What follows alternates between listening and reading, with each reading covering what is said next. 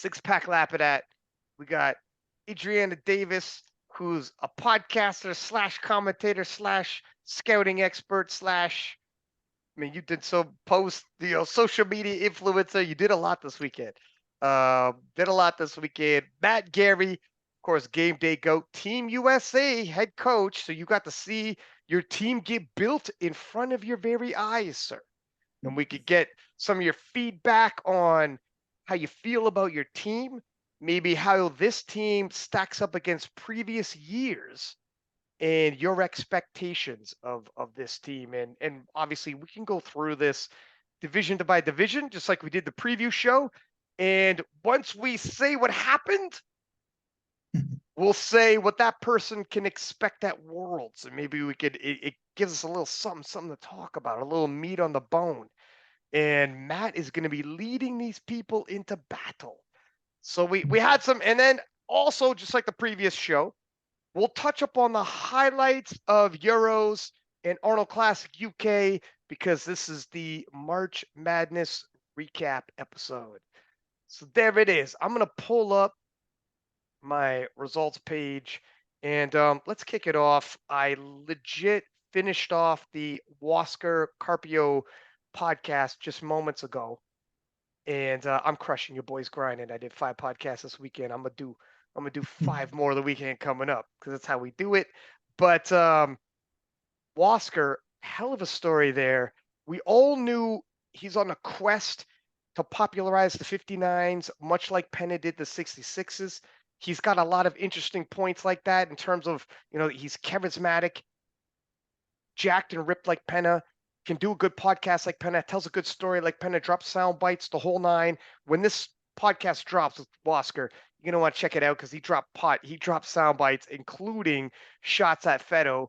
But I'll let everybody take a listen because there's a potential showdown there. But with the story with Wasker, last Worlds, he needed 636.5 to go to Sheffield. Yep. And he wanted to go to Sheffield. He's got a phenomenal background story. He told on King of the Lifts, and they would have had the road to Sheffield, the whole nine. And at the very last deadlift, it came out of his hands at the World Championships. It was bittersweet. He became a world champion, missed his opportunity to go to Sheffield and take the 59s to Sheffield and tell his story and hype that division up. But here we are back at Powerlifting America Nationals, and he lays those demons to rest. Hits a 638 kilo total. And while he was on the podcast, he was saying, I mean, the rumors are, and not official, Fedoshenko and some of the Russians will be back, not under the Russian flag, but under some other flag. And we've seen this happen before. And if Fedo's back, Wasker is convinced he's going to be the one to hand Fedo his first loss in the 59 kilo class, end the reign of terror officially. And he said, if you look at the numbers, Fedo's total's going up or going down. Mine is going up. I'm 10 to 15 years younger, and he's going to finally get served. So that is what Wasker's proclaiming.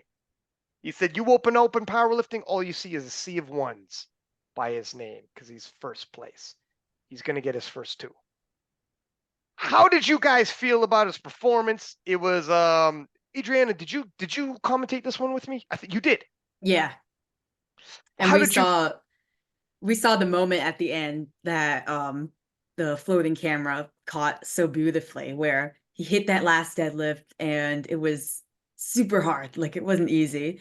And he hit it and he just got so emotional and he ran, gave his family some thanks, gave them some hugs.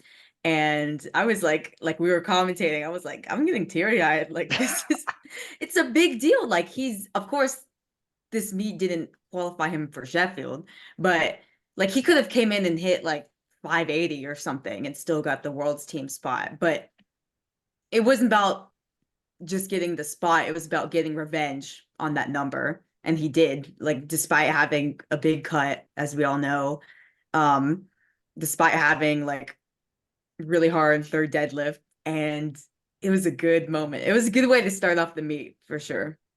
Yeah, we talked about what it would mean, him coming into this competition, everyone knowing the number he needed to qualify for Sheffield, knowing he missed it at Worlds with the last deadlift. And if he came into this competition and dodged that number, everyone would know he was dodging it.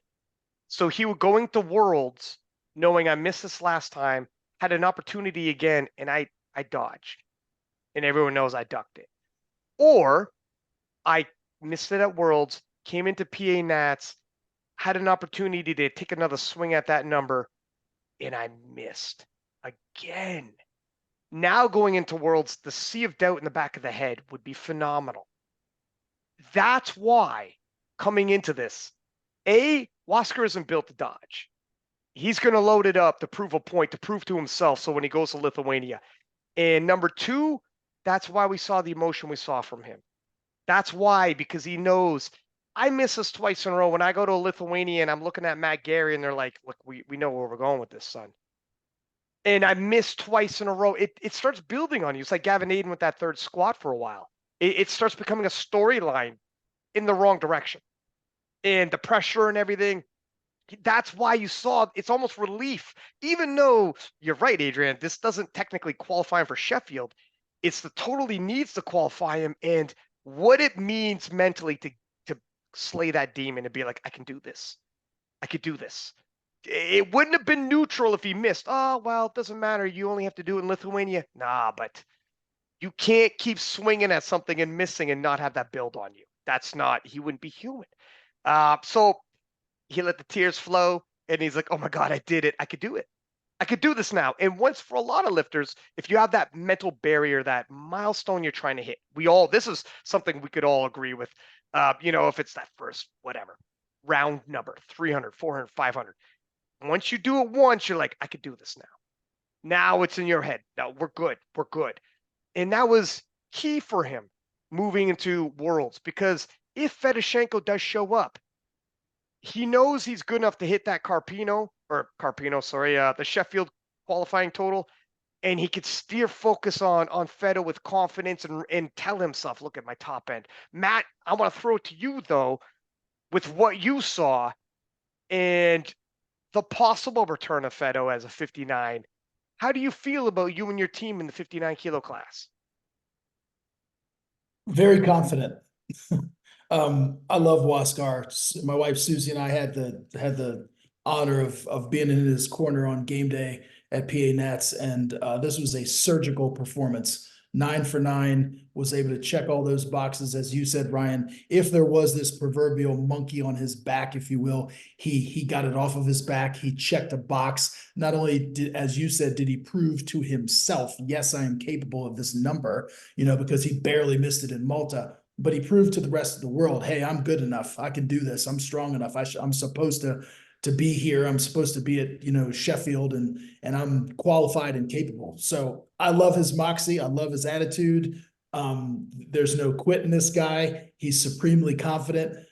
He executes at an extraordinarily high level. It is like Waskar to make a lot of lifts. We were projecting slightly higher, our game plan, but, as evidenced and as spoken about, he had a significant cut, had to come down quite a ways, and that's been well documented. And so I think, we took what was there. But honestly, I think Susie and I and Waskar would probably admit we squeezed just about as much juice out of that lemon on that particular day as possible.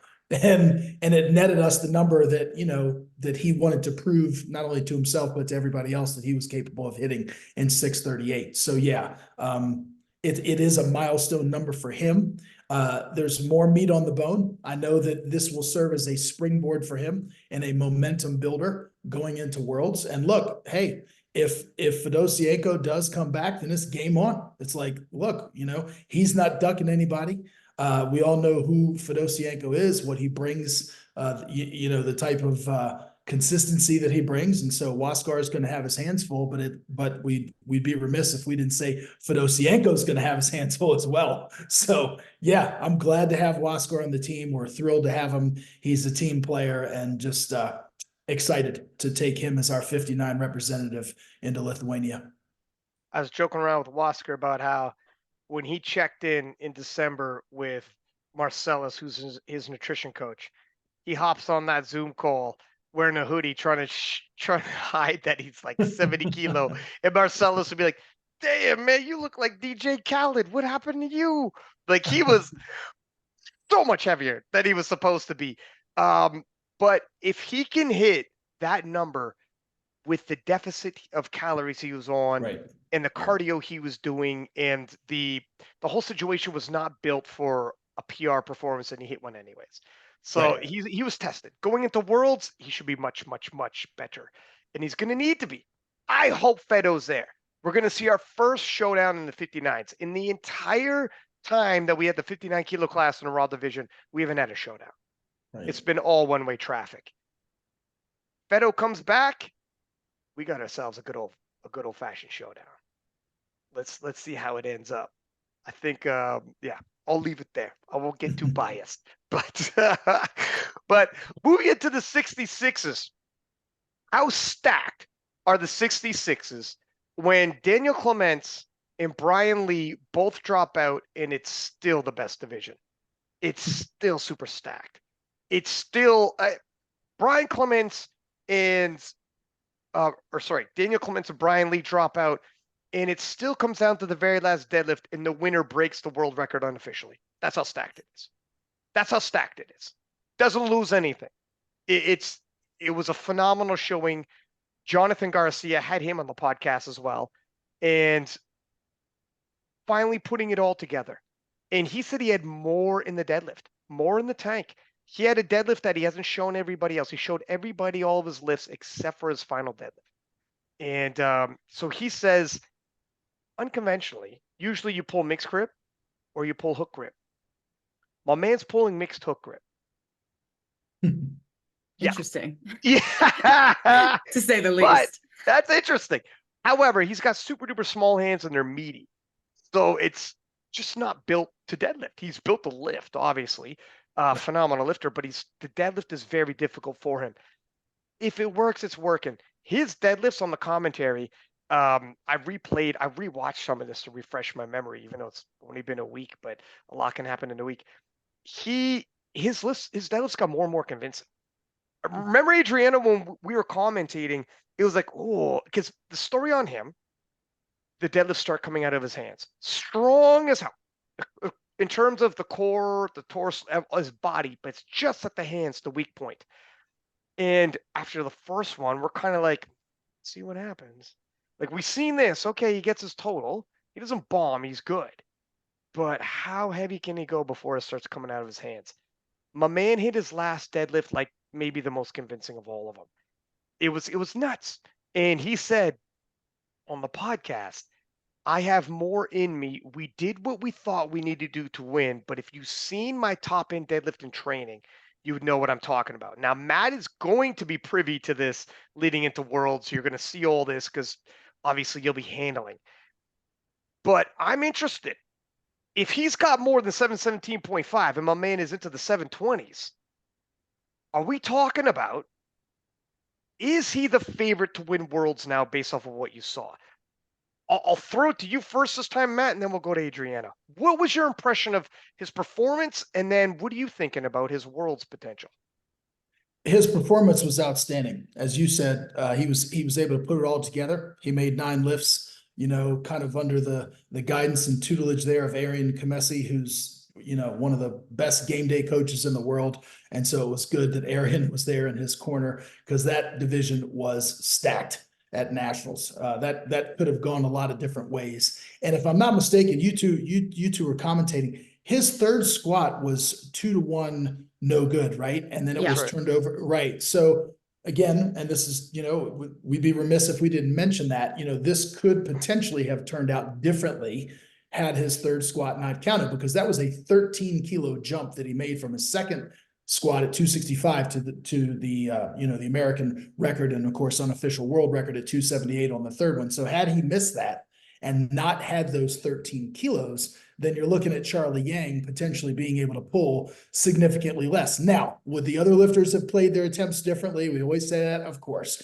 right? So we're not saying that it would have unfolded, in a different way. It just would have had the potential to unfold in a much different way. But Jonathan executed extraordinarily well. And yeah, look, if there's more meat on the bone on the deadlift, then we're going to want that. We're going to want to use that, and play that into our favor if we need to at Worlds. I mean, put it this way: he totaled 7:15.5, which is an unofficial, I put that in air quotes, world record. So presumably he will come in as the number one nominated 66, right? Because the other totals that Penna has put up and Kasim-san and so forth, and Kyoto from Japan, presumably those totals are going to be a little bit less. So on paper, he will be the number one ranked guy. And it'll be, but as we know, the nominations don't always hold true to form. But let me put it this way: I'm very confident with Jonathan. I think this is a great performance for him to build that momentum. Now, again, we're going to be over there. We're going to be in a shorter flight of 8 lifters, all killer, no filler, as we say. And, he's going to be up against it again. And so the premium is going to be placed on execution, attempt selection, and making sure that we can make 9 lifts, because, Jonathan being a subtotal guy, we're going to build an early lead, or want to build an early lead, and then be very strategic and tactical and surgical with our 3 deadlifts remaining, so that we can, make these other people who will presumably be pulling after us very uncomfortable. I mean, but that's in all likelihood how the game is going to unfold. And I have every confidence that Jonathan is up to the task. Adriana, Jonathan told me on the podcast, I wonder if I should tell this story now. You know what? I'll put a pin in that. I'll put a pin in it. There's something extremely significant to the day that he's going to compete at Worlds. Oh, cool. Everybody should listen to the podcast to find out. Yeah. It'll make a believer out of you. It's almost like the Penna story. It's crazy. It's crazy. It's like Penna last year, only this time it's Jonathan. It's pretty nuts. We'll see how that unfolds. But Adriana, what did you think? What do you think about his potential for Worlds and what you saw at PA Nats?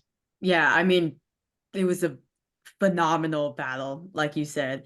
He's the only lifter also who went 9 for 9. Yep. So I think that's important to note. And the one who was contending, I think, the most against him was Charlie Yang, who went 8 for 9. So right. that there's the importance of making attempts, and the importance of that third squat being overturned. As Matt said, like that was like, I think we were commentating and we saw it got to the 1 no lift, and we were like, that's a big deal, especially because squat is his lift, Mm-hmm. And I was just watching, waiting for it like to potentially be overturned because it was so close. And as we know, IPF judging tends to be a little more strict. So we'll have to see how it unfolds on the day, because that's the story with him. Like, he's had problems with squat depth, and then with the deadlifts, he's had problems with having it be consistent. And you said that we were watching and we actually saw his opener, like it looked like it was like almost about to slip out of his hand, or maybe not almost about to slip out, but it was close. It was uncomfortable for an opener, put that way. Yeah, exactly. Question. It wasn't like a solid grip. And then, as you said, he got more consistent, and having a consistent deadlift is just so like massively important, because that's where you decide the placing. So yeah, it was a great battle, like even with Clements and Brian not there. And I think I won't harp on like the poor performances too much, but going in, I think Morgan could have been considered the favorite just because he had the highest total going in, and he was dealing with some injuries, but like it was kind of a question mark. Like, he had a lot of time, and as the battle was unfolding, we were commenting, and I was like, it looks like Morgan is operating below his best, so it just made it all the more interesting. And going into Worlds, I'll say I think he is the favorite, just because there's not a lifter that, first of all, is going to have the total that he has coming in, and second of all, is very consistent. Like, it would be different if there was a lifter in there that consistently goes 9 for 9, but there's not. There's Penna, of course, the reigning champion coming in, and he always puts up massive gym lifts.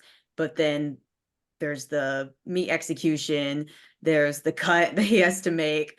So there's that. And then Kyoto, who actually I think pulled for the win over Pana last year, but he's got like issues with technique and execution. And then we have Kasim-san. It's kind of a repeat of last year, honestly, between Kasim-san, Pana, Kyoto, and then a new American coming in with Jonathan Garcia. And Kasim-san, it's like, I think he might still officially hold the world record, actually. Mm-hmm. Yeah, so he still officially holds the world record, but I think he was dealing with some health issues. So it'll be a good battle. It'll be really good. And I would say Jonathan's the favorite, but it's not by a lot.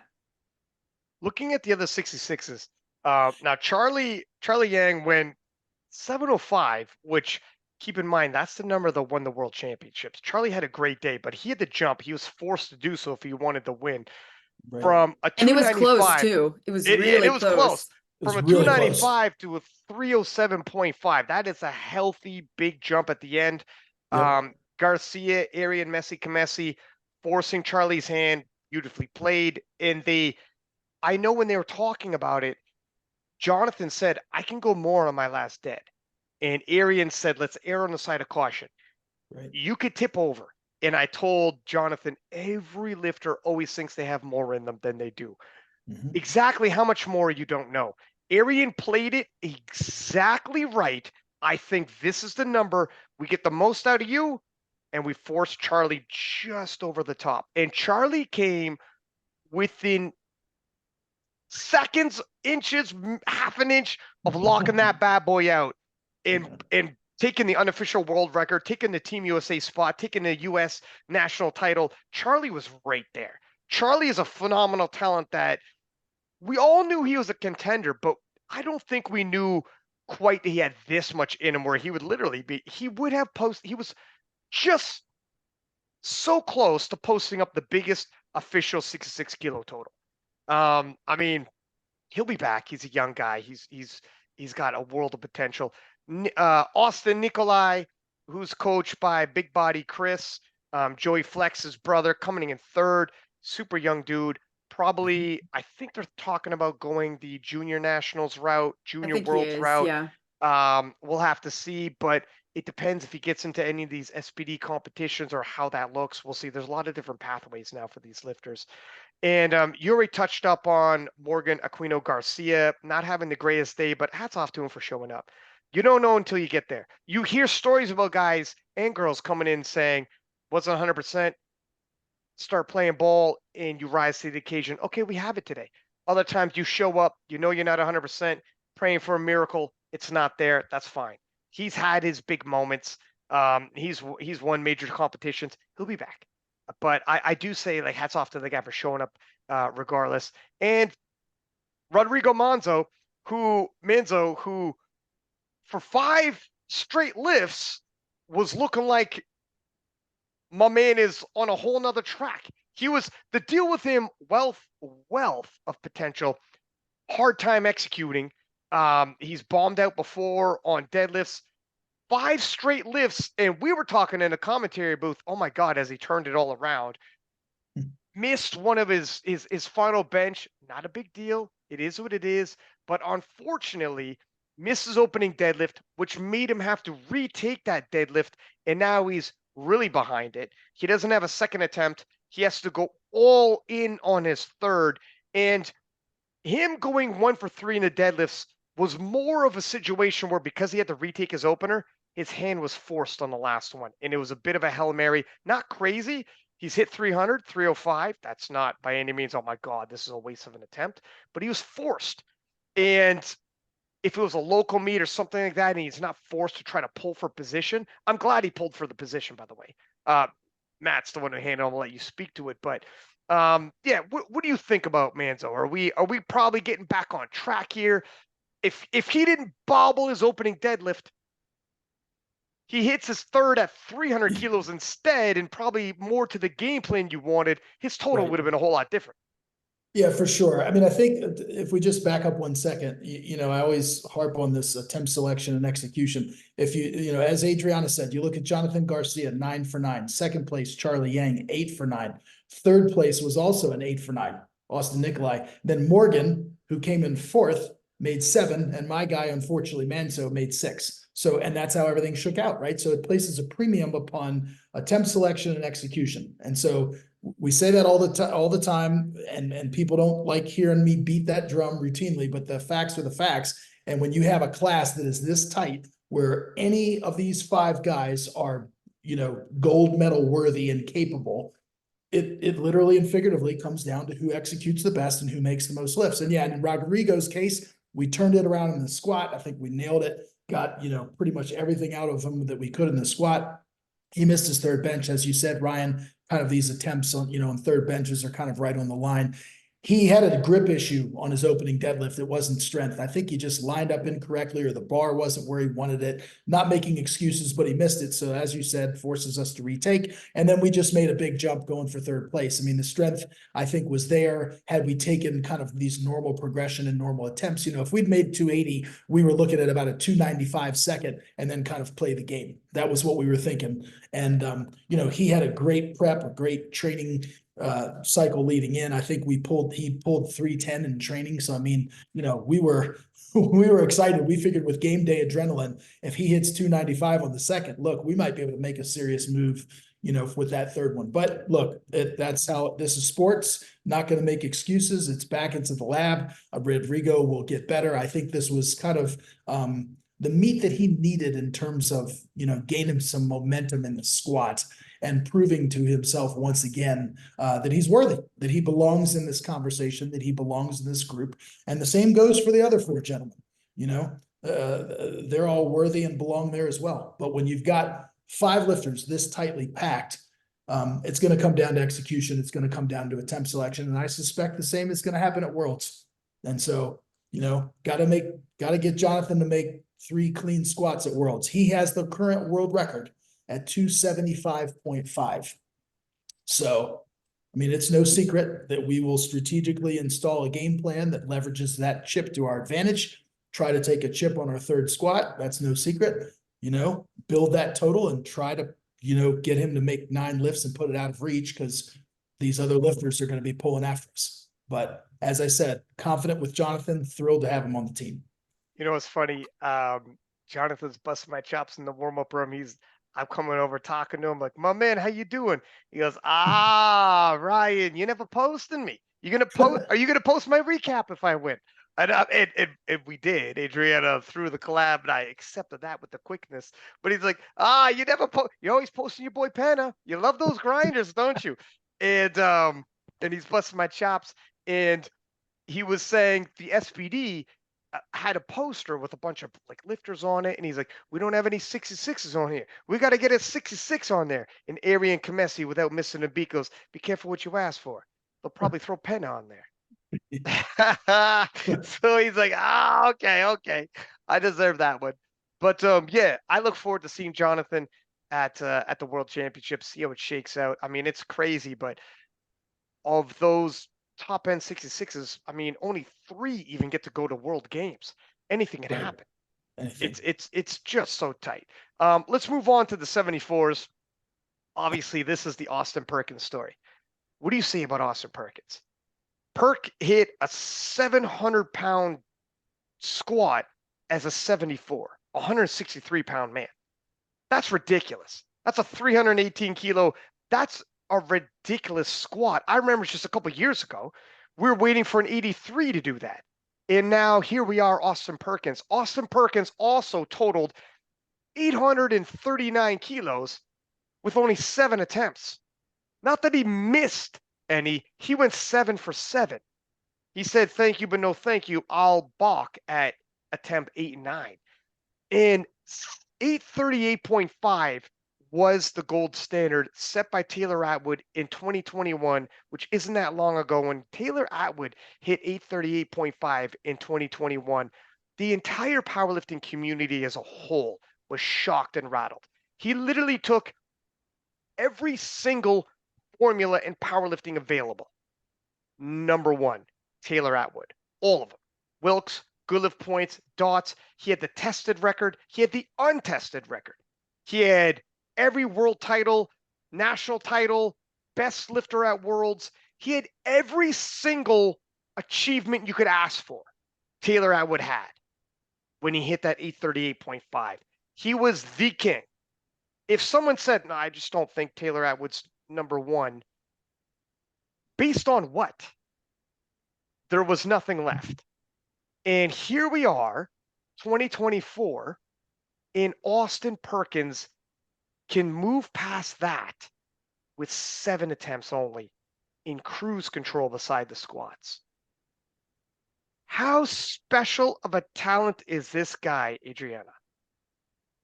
I mean, the numbers speak for themselves, right? It was just 3 years ago at 2021 USAPL Raw Nats where Taylor hit the 838.5, shocked the community. What's possible anymore as a 74 kg lifter. And that was also at the same nationals, and I believe in the same session too, where Jamar Royster hit the first 700-pound squat in the 83 kilo class, and that was a big deal. Yeah, I remember that.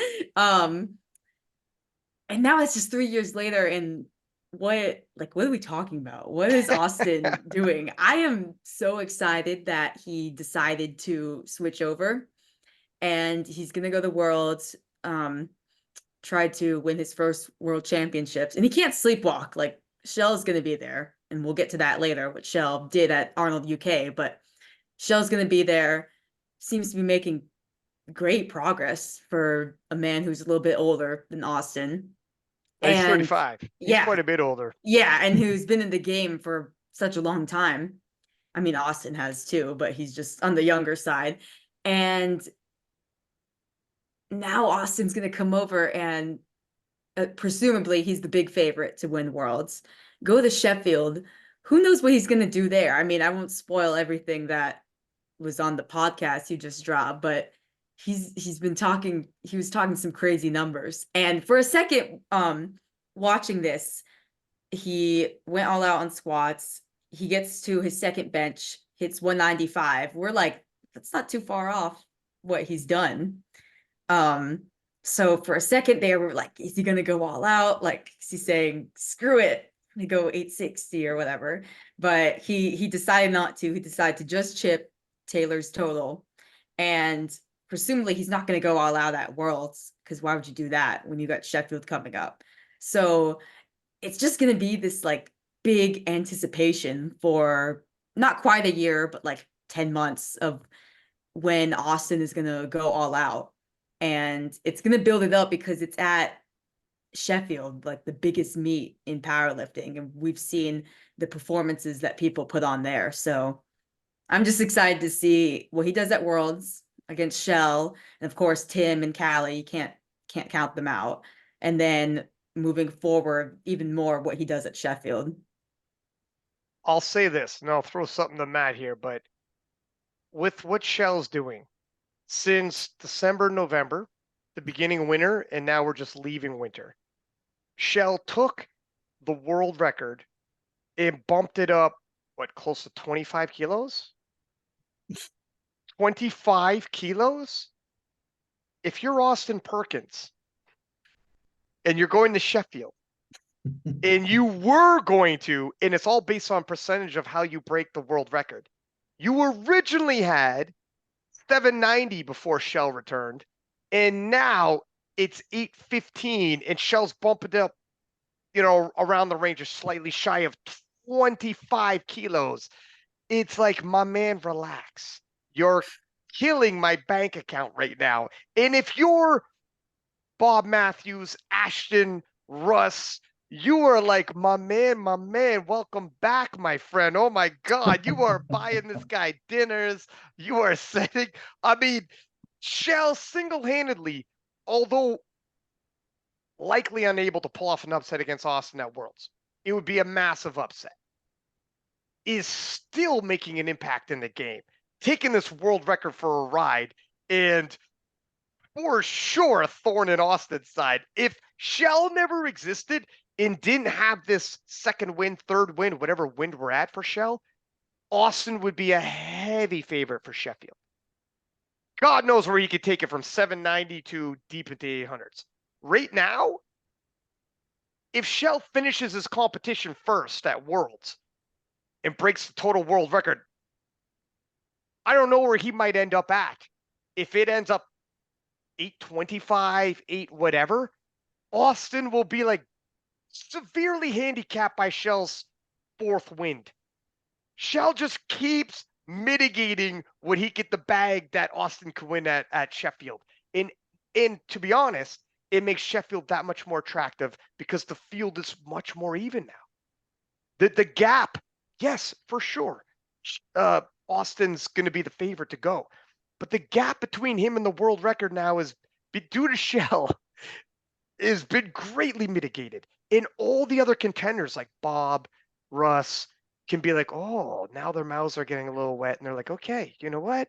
What was previously a walk away for Perk, maybe we're talking. And if Perk isn't 100%, ooh, what are we talking about? Sheffield's up in the air all of a sudden. So a lot of moving pieces here that happened over the course of the week, both with Perk, both with Shell, and how they're rivals, but not necessarily competitive on the head-to-head basis, but impacting each other nonetheless. Matt, you were handling Taylor when he did his 838.5. You're a part of that history. Obviously, you're now going to be Perk's head coach for Team USA, and we'll see what happens from there. But what was your impression on Austin's performance? And you've been around in powerlifting for decades. You've seen generations. You're back in the Ed Cohen era. How special is Perk? Yeah, I was there for Taylor's performance, like you said. I had the keys to the Lamborghini, if you will, that day. And that was an extraordinary performance. Make no mistake about it. What Taylor did on that day in 2021 set the world on fire. And he did something that we didn't think was possible. And then you have Austin Perkins come along and essentially, you know, at USAPL Nationals last year, hit 851, you know, at just a stitch over the 75 kilo weight class limit or what have you. And then on this one, hits 839, takes Taylor's record and does it on 7 attempts. So again, we're talking about a generational type talent when we talk about Austin Perkins. And this guy executes at an extraordinarily high level too. And he seems to be getting better with his execution, becoming more consistent. And so, look, the arrow is pointing up, way up for Austin Perkins. We have not seen his best. And as you said, Ryan, going into Worlds, I mean, look, on paper, it is what it is. I'm not, you know, he'll be the favorite. He'll be the heavy favorite. But he can't slack, and he knows that. He recognizes who's out there. And Chell Backlund is an absolute legend. And the fact, I just was playing around with some numbers while I was listening to you. Chell took the world record from 800 kilos to, or was 790, I should say, right? He broke it and kicked it to 800. And now he's done it again, right? Kicked it up to 815. So when you look at that, and he did that in 3 months. So that was a 1.9, right? In 3 months. So that was a 1.9% increase on the world record total. So let's just assume that Chell can do that again within the next 3 months, because we have another 3 months, right? That he can put another, right, 1.9%. Now we're talking 830, okay? Now I'm not saying that to put pressure on Chell, but look, Chell executes at a high level too. He's got a huge deadlift on him. We're all aware, huge bench. I mean, this guy can play. This guy can lift. And so I know that Austin respects him. I know that Austin is fully aware of his capabilities. I also know that Austin is supremely confident, and rightfully so. He should be. He has every right to be confident. But we can't sleep on the rest of the field, and we're not gonna sleep on the rest of the field. We are respectful of Chell Backlund, of Kelly Johansson, and Tim Madigatti. We know what he's going up against, you know, what he's going up against in Lithuania. And so all respect is due to these other competitors. We're not going to sleep on them. Austin has to go out. He has to execute. He's got to get the job done. And, you know, objective number one is to win. Objective number two is to play that numbers game and, you know, presumably not push the world record too high. But hey, man, it is what it is. There's one day out of the calendar year when you can be an IPF world champion, and that'll be the day for him. And so that's the priority. The rest of it is just going to be icing on the cake and trying to mitigate the whole Sheffield deal and all that stuff. But job number one is getting him the W, and he knows that. But he's going to get a stiff challenge, man, because I'm not sleeping on Shell Backlund. That guy's trouble. So here's the problem. Shell is so good that he can't afford to cruise control too much and then misjudge and not give himself enough room by deads. He's going to have to, if he wants to win while making sure he's got the win, he has to go around, just in case Shell is 830. He should cruise around 840 or something to make sure. Of course. And there's conflicting interests, because on the personal side, he'll be like, man, this is really cutting into my Sheffield situation. But on the other side, you would tell him, do you even want to make it, son? Right. You got to win. Sure. And unfortunately, anything less to 840, I don't know. I don't know. Shell might, unless Shell really is missing lifts. Right. Then you're like, okay. But if Shell goes 6 for 6 and you know his deadlift, what are we talking here? If you get caught sleeping, here's the problem. Here's the problem handling wise. You will be like, I got you. We ordinarily just drop the hammer, put the foot on the gas, and we're going to bury this guy. And by the time deadlifts comes, it's already over by your second deadlift, maybe your first. But if you're kind of like, hey, let's take it easy. Let's win, but let's not take the total too much for a ride. Well, how low do you cruise control it? And then Shell's like, guess what, Playboy? You played it too low. Guess what? It's too late, though. We're already in the third and final event, and you underestimated me too much. So, you know what? You guys are lucky to an extent Shell competed this weekend. Because if Shell didn't, I never would have thought he bumped up 25 kilos in 3 months. You guys are lucky he's giving you data points. Because Perk might have come in here being like, look, 825 should do it, huh? And you'd be like, probably. And you wouldn't have never have known Shell is right knocking around 825. And, you know, wowzers. And here's the thing. Look, man, I'm a glass half full guy, right? I don't look at this as a problem. I look at this as an opportunity, right? Glass half full. And so get these two lions in a cage together and let them go at it. And neither one of them is going to back down. And I had dinner with Joe Stanek, Austin's coach, right after Austin won that same night. And we had dinner and we discussed some things, and we've got to, look, they're going to put together a good training recipe, and I've got a private group chat going with Austin and Joe as well. So I've got my eyes on his lifts constantly. And we're not taking anybody lightly. We're not taking anybody for granted, any situation. But job number one is to go over there and secure the W. So like you said, Ryan, we cannot take our foot off the gas. By the same token, we will strategically install a game plan, just like we do with every lifter, that maximizes our strengths, mitigates our weaknesses, and puts him in the best position to win. And then he just has to go out there and execute. So it's going to be must-see TV, one way or the other. I guarantee you, Shell walks into that hotel lobby, at different various couches, chilling. You'll have Russ, you'll have Bob, you'll have, Ashton. He's going to waltz in there and be like, so which one of you gentlemen are taking me out to dinner tonight? Because each one of you guys owes a little something. So let me wet my beak here, because you guys all owe me something. I clip this kid's wings enough. Whatever I do at Worlds, be damned. 25 kilos I took off the kid. You owe me something.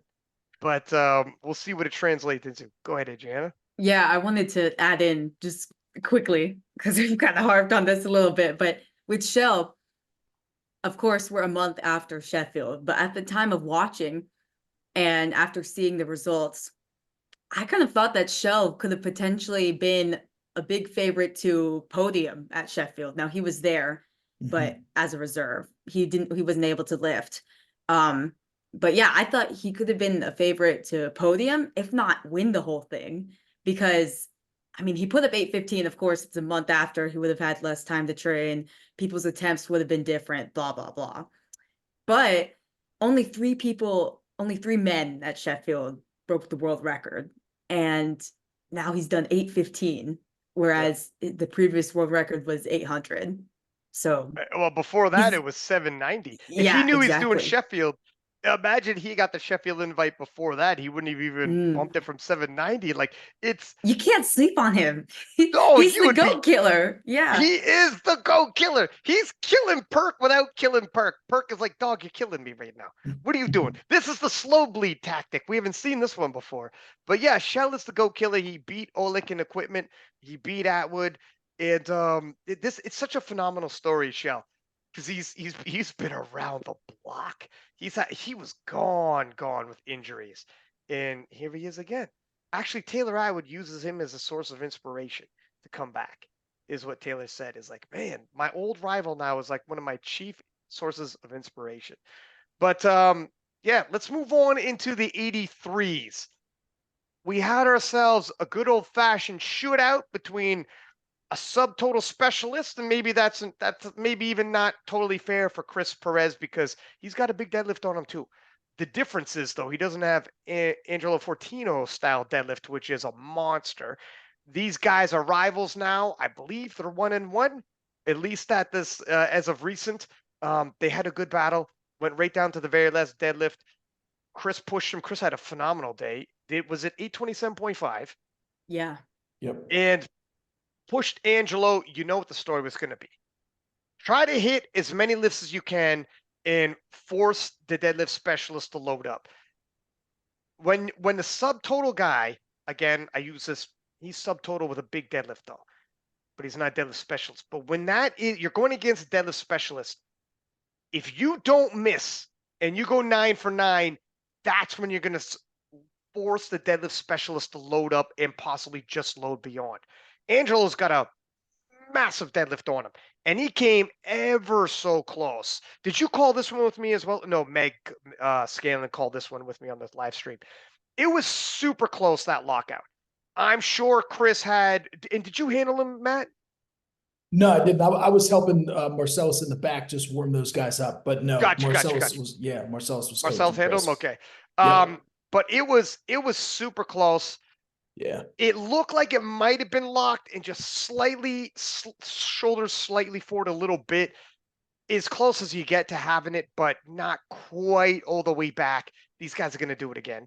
I mean, that was a great battle. I'm glad they were both there. They're going to go back and forth. So we got ourselves a good old-fashioned rivalry in the 83s. And then who knows who's going to show up next year from Deuce Gruden to, I mean, 83 is always well populated. But then let's talk about, and I'll let you guys talk about that as well, but also Russell Orhe. Now, Russ hadn't competed in a hot minute, obviously crossing over from USAPL. He had to serve his time. He served out a year, maybe even a little more by the time he got to the platform.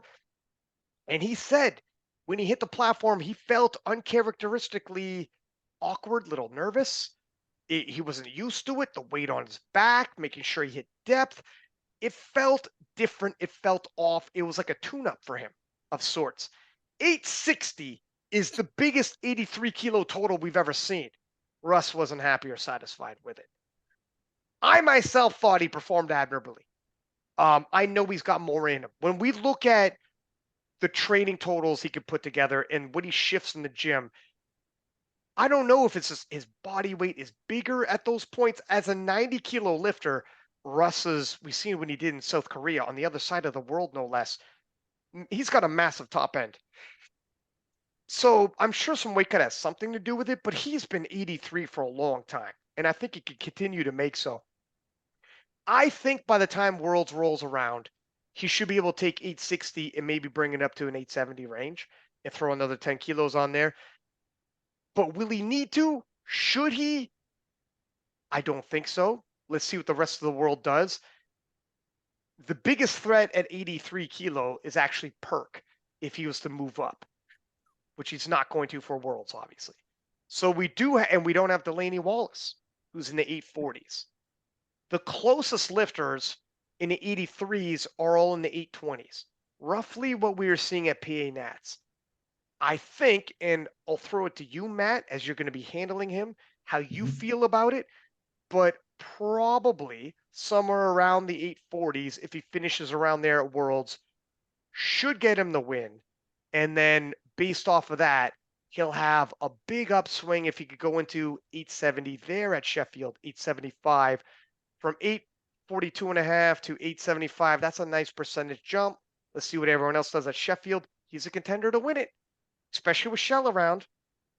So what are you thinking about this, Matt? I know you probably saw Addy in the British lifter who did 825, and Jurens did 823.5. The rest of the field, they're no chumps, they're no slouches, but they're below 840 range. What are your thoughts on it? Yeah, I thought so. I think, on the preview podcast, I think I was the only one that called this correctly because you said over under for 870. So I just want to, you get your flowers. So I called that. So I'll say this respectfully, and this is actually a compliment. This is exactly where I thought Russ would be. I figured he would be in that 860 to 870 range. To your point, and admittedly from him, he felt rusty. He felt like a couple things were untidy, and I have every confidence that he will brush those things up. I think maybe he had a bench issue, I think, where maybe his feet weren't flat on one of those. And I think maybe there was, a red light or something on one of the squats for depth or what have you. But yeah, I expect a more, this was like you said, Brian, him coming back in, sticking his foot back in the water, saying, hey, I'm back. This is what I'm capable of. But also shaking off some of the rust. And so, look, if he can put up 860 on a less than his best day and on what he deems to be a rusty day, imagine what he can do when he's firing on all cylinders. Now, to your point, will he have to fire on all cylinders and put up this 860 to 870 that we all know he's capable of? I mean, heck, he's probably capable of more than 870, I think. Probably not, to your point, because the next closest competitors, Ad and Jurens from Great Britain, I don't know if they'll both be coming. I don't know how that works out for their team. And of course, then Aharo is always looming with that huge deadlift. But look, Russ does execute at a very high level. He makes most of his attempts. And I have every confidence that he will do so in Lithuania.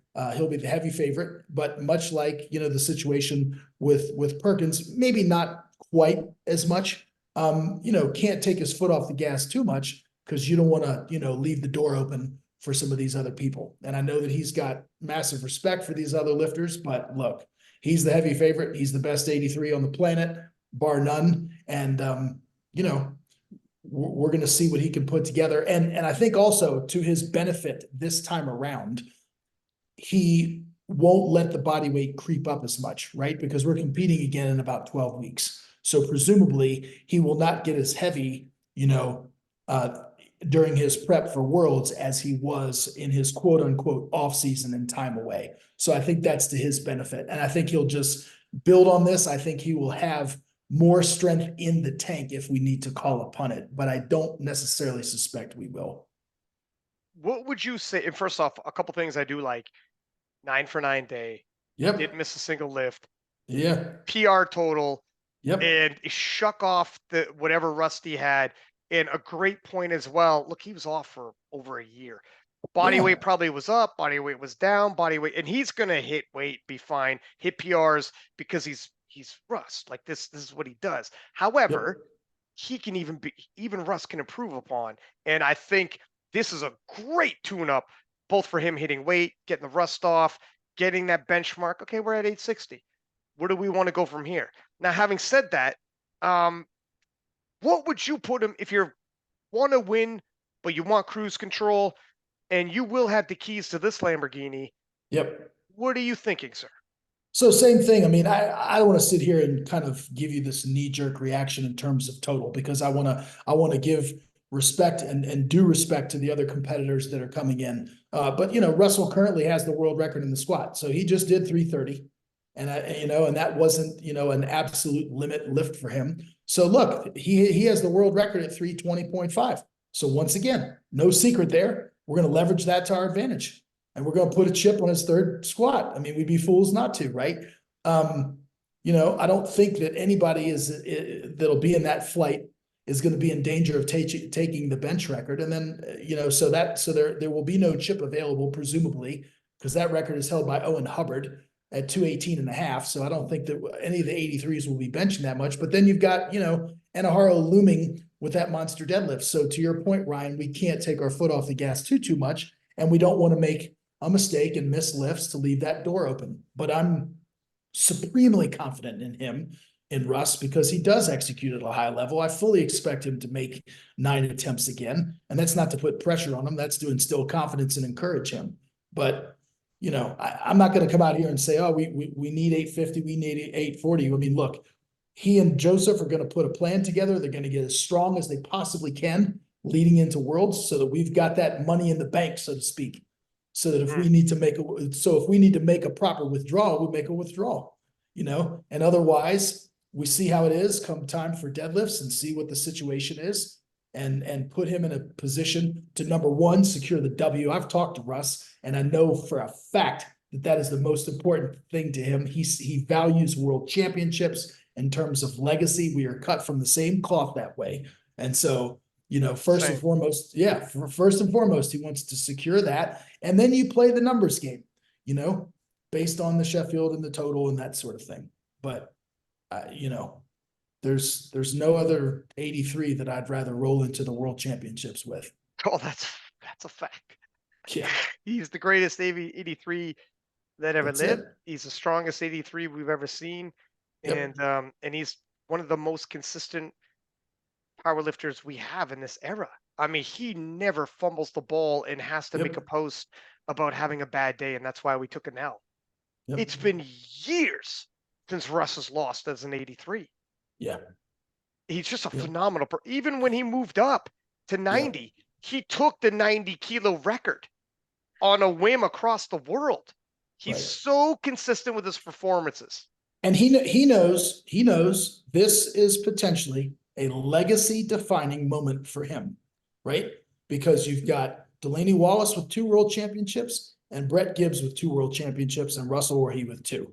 And so now if he goes to Worlds and does what he needs to do and wins, he can say, I'm the only 83 kilo lifter that has 3 IPF World Championship titles. And that would really, I think, be the cherry on top of the sundae in terms of cementing his legacy. You know, he has admitted in the past that he thought when he competed against Gibbs, that Gibbs was stronger, and they each came into, you know, they beat each other when they were less than their best, you know, because they were both kind of dinged when each other won.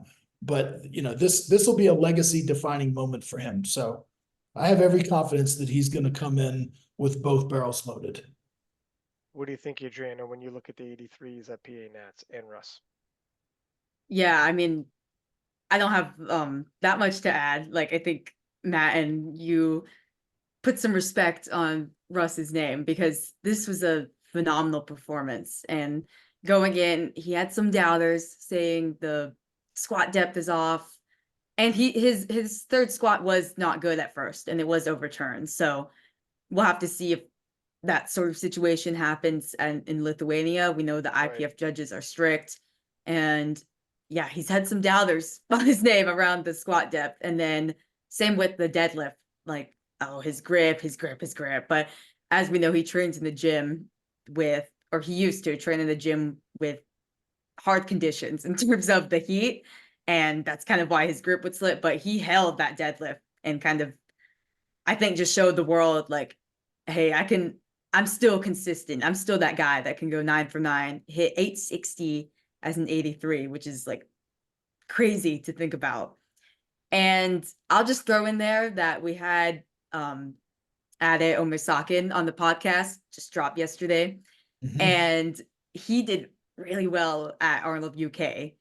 And we'll talk about it more later, but he hit 825, but he locked out a 350 kilo deadlift, which would have given him 840. So it's almost the same story as Austin in the 74s, like similar. Of course, Ade is kind of a newcomer in the game as opposed to Shell, but he's been making crazy progress. He only hit 800 this past November, and at Arnold UK, he hit 825 And that last deadlift, it was clearly not a strength problem. He had some up and down motion, but he locked it out. And that would have given him 840. Wow. And he came on the podcast, talk some crazy numbers. I don't know if he's going to be on the Worlds team yet. It was kind of up in the air because the selection is a little strange this year for Great Britain. But I think he'll be on the team. We'll find out soon. And I really hope he is, because I think him coming in, and same with Jurens too. I mean, Jurens put up 840 in the gym. Those two British lifters coming in means that Russ can't just sleepwalk and do 840 or 845 or something. I think given that Ade especially is making so much progress, and we'll have to see, of course, it's a thing to make so much progress, but can you continue that?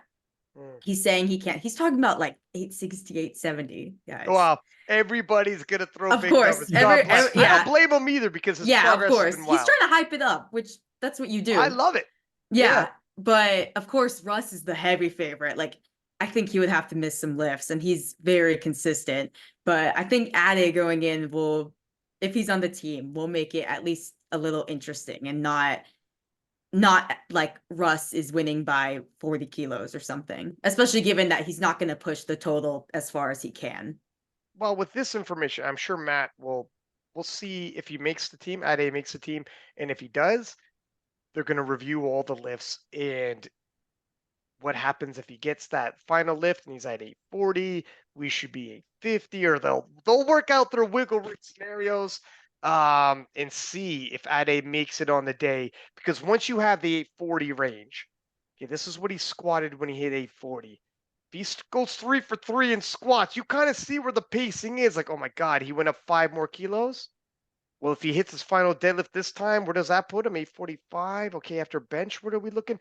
You can kind of, you'll crunch the numbers. Matt, Joey, Russ, they're in an enviable position, but Ade is going to end up like Shell, where it's going to be like, young man, these guys coming out from around the world are pushing the Americans, the American favorites, who are going to end up at Sheffield, and maybe taking your foot off. They got to put more foot on the gas than they would have liked, which is great for viewing. And you do not want to get caught sleeping and end up too far behind where you cruise controlled it. And Ade's like, oh, thank God you took me for granted. But obviously, Matt, Joey, and Russ are not going to sleep on you. We're talking about it right now, and Matt's the head coach. Right? So good luck. Good luck, Shell. Ade, we're not looking past you, but it's good. It's good the rest of the world's catching up. It's good the rest of the world is going to push it. And none of these guys can like win on openers or have a bad day and still win. They're going to have to perform. But I'm also glad that they're pushing it, because I think the storyline before, like maybe the past couple of years, was, oh, if you put in all the American 83 lifters, then it would look totally different. Like an American, or the podium would be just 3 Americans. And I'm glad that the rest of the world is kind of pushing past those limits. I mean, Chris put up like 827.5. Angela was right there. So, and then Jurens put up like 823 or something, adding at 825. So it's not like the rest of the world is going to be floating around 800 and then Russ just takes it all the way. I'm glad it's a little like closer. There's a little less disparity between America and the rest of the world. Oh yeah, no. Well, if Ade was not trying to beat up Russ and shoot over Chris, he would have put in a deadlift that wouldn't net him 840. It would net him 830, and 10 kilos off that deadlift. He already locked out the deadlift that got him 840. He probably would have topped out all the Americans. Now Delaney would raise his hand and be like, "Hey, all right, Delaney, of course." But anyways, we're getting ahead of ourselves. But yeah, no, I'm glad the rest of the world's catching up, and guys are coming out of nowhere. Every year, somebody emerges out of nowhere. It's like, well, now you got to think about Ade from here on out. From here on out, if he's like this close to being an 840, what is he next year? Better think on that one. 850 is going to be, you want to hit the podium? You're 840 and up. It ain't going to cut it any less. But yeah, we'll see. We'll see. Moving on to the 93s, shall we? And Mr. Burn Your Ships, should have been Mr. Burn Your Calories. My man came in a little fluffy and missed weight. I know, Matt, you were super upset about it. Not as bad as if it was a national team. I read your book. I read this part of your book, Matt, and 100%. And if you make a national team, you took someone's spot, and someone else could have had your spot. So it is utmost important. And there are repeat offenders of people sometimes make national teams, don't make weight, don't lift, and it's a shame. In this situation, Gavin's hurting himself, but still, it was quite a big miss. We got robbed of a major showdown at 93. It's unfortunate. Both individuals did 895, albeit Gavin had the luxury of being 2.4 kilos overweight, which is like 5 pounds or more overweight. That's significant. That's not small. That's, half or quarter a weight class up. So we can't really compare them side by side. However, I will say I'm glad Gavin lifted regardless and posted up 895. Even though it's not at weight, it gives us a bit of a treat to look forward to when Gavin comes back in at 93. It reminds everybody he is still amongst the elite when it comes to top end strength. He is right there with Kaiko. He's right there with Petrie. He's right there with Gustav. He's right there with Emil. So when he re-enters, and that story, I don't know. Who knows where he's going to end up re-emerging. But when he does re-emerge as a 93, he'll be right back in the mix and potentially within striking distance of the world record if he makes a national team somewhere. I don't know what that's going to look like. But if we look to the gentleman who did make the 93 kilo class, Brendan Petrie, the goal became that much easier. Previously, if Gavin showed up, he's got to beat Gavin and still out total Kaiko. Once Gavin became a 105 guest lifter, everything just became straightforward 895.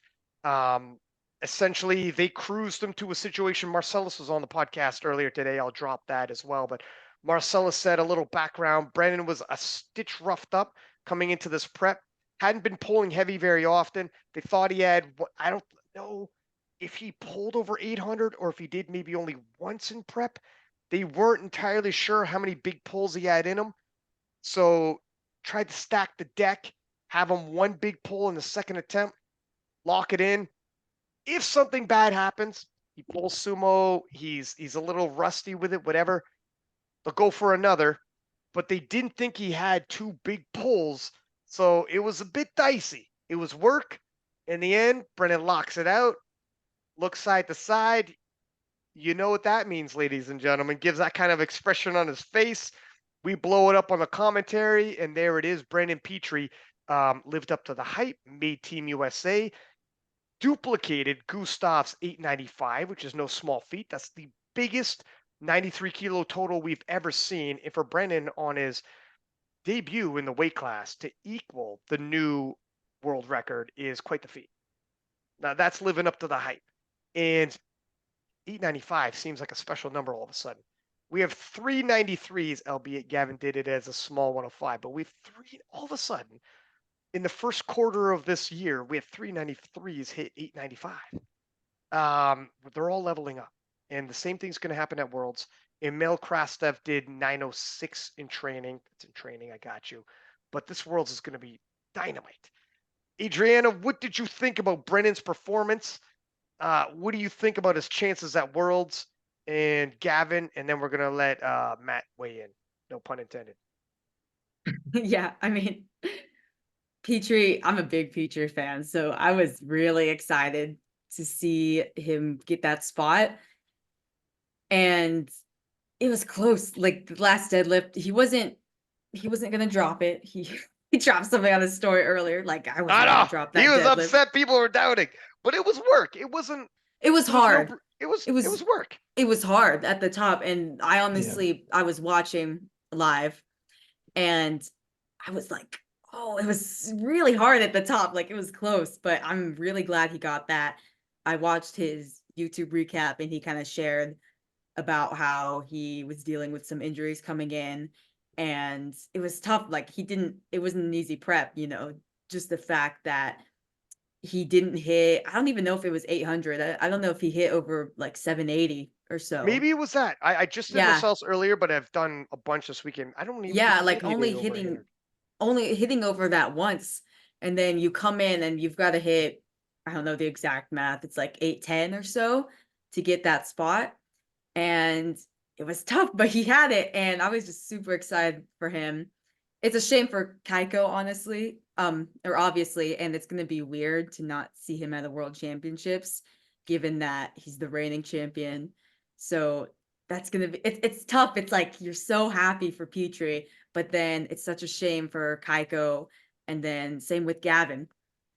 I remember 30 minutes before weigh-ins were about to close, someone came up to me and said, "Hey, Gavin missed weight."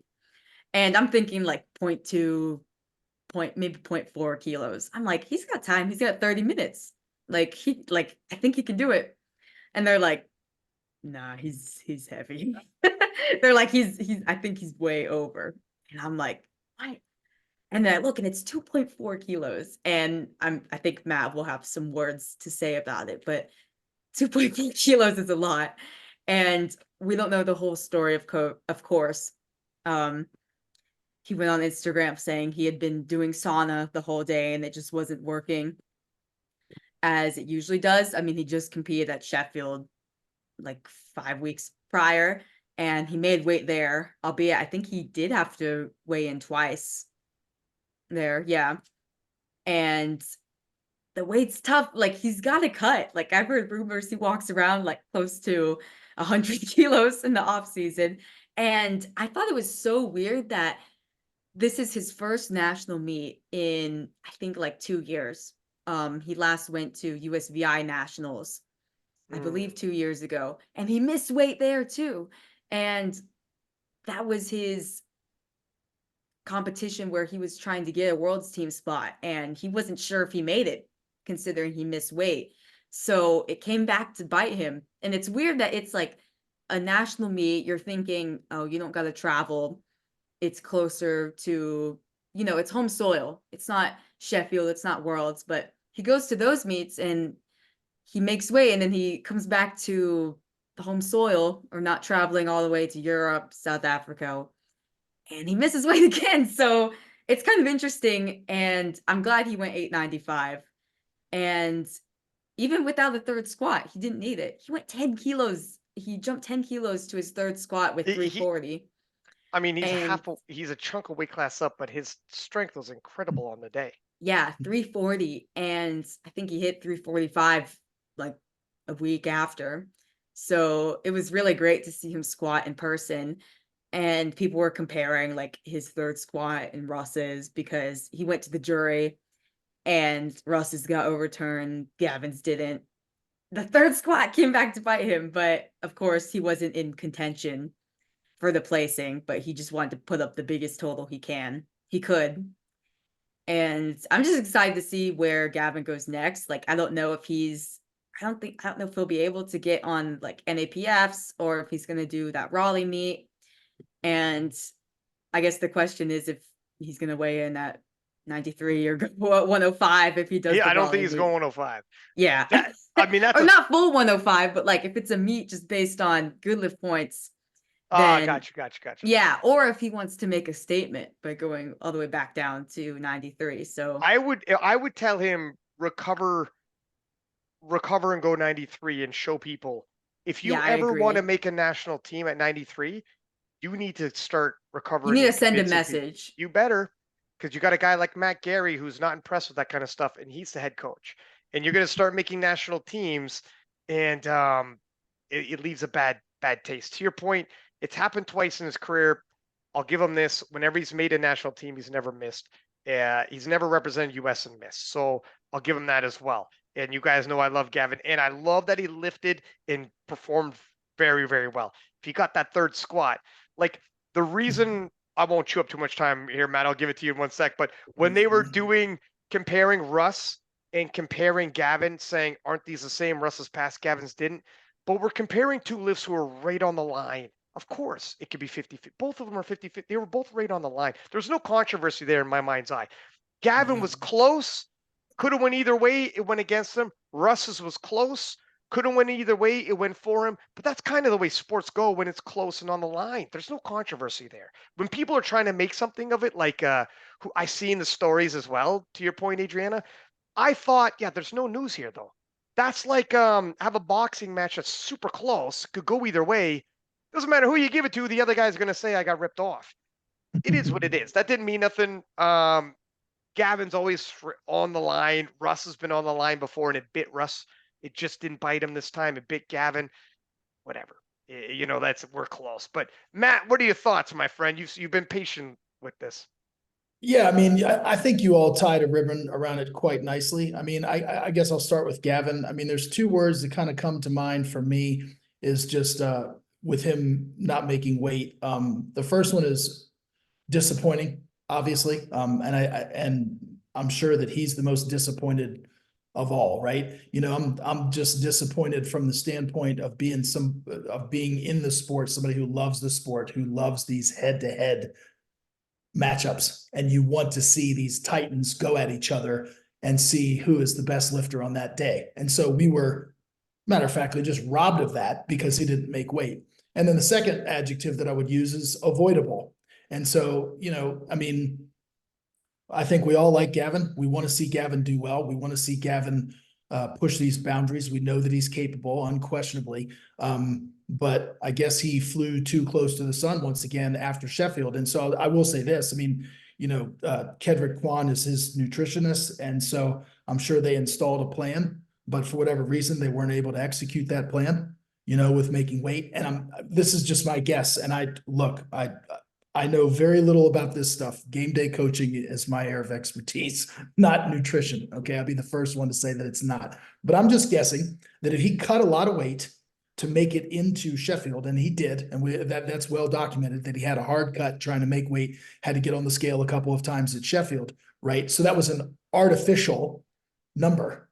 And so immediately after, you know, you rehydrate, you recomp and so forth. And then in the days and the weeks after Sheffield, your body kind of renormalizes, so to speak. So presumably he, I guess, knew that he was going to kind of have to do this again and just wasn't able to get down to the spot where he needed to get. So again, disappointing, avoidable, missed opportunity for him, really, you know, because he puts himself in a situation where he can't go head to head against Brandon and therefore essentially disqualifies himself from the opportunity to qualify to make the national team. Now, having said that, he had a good meet. He totaled 895.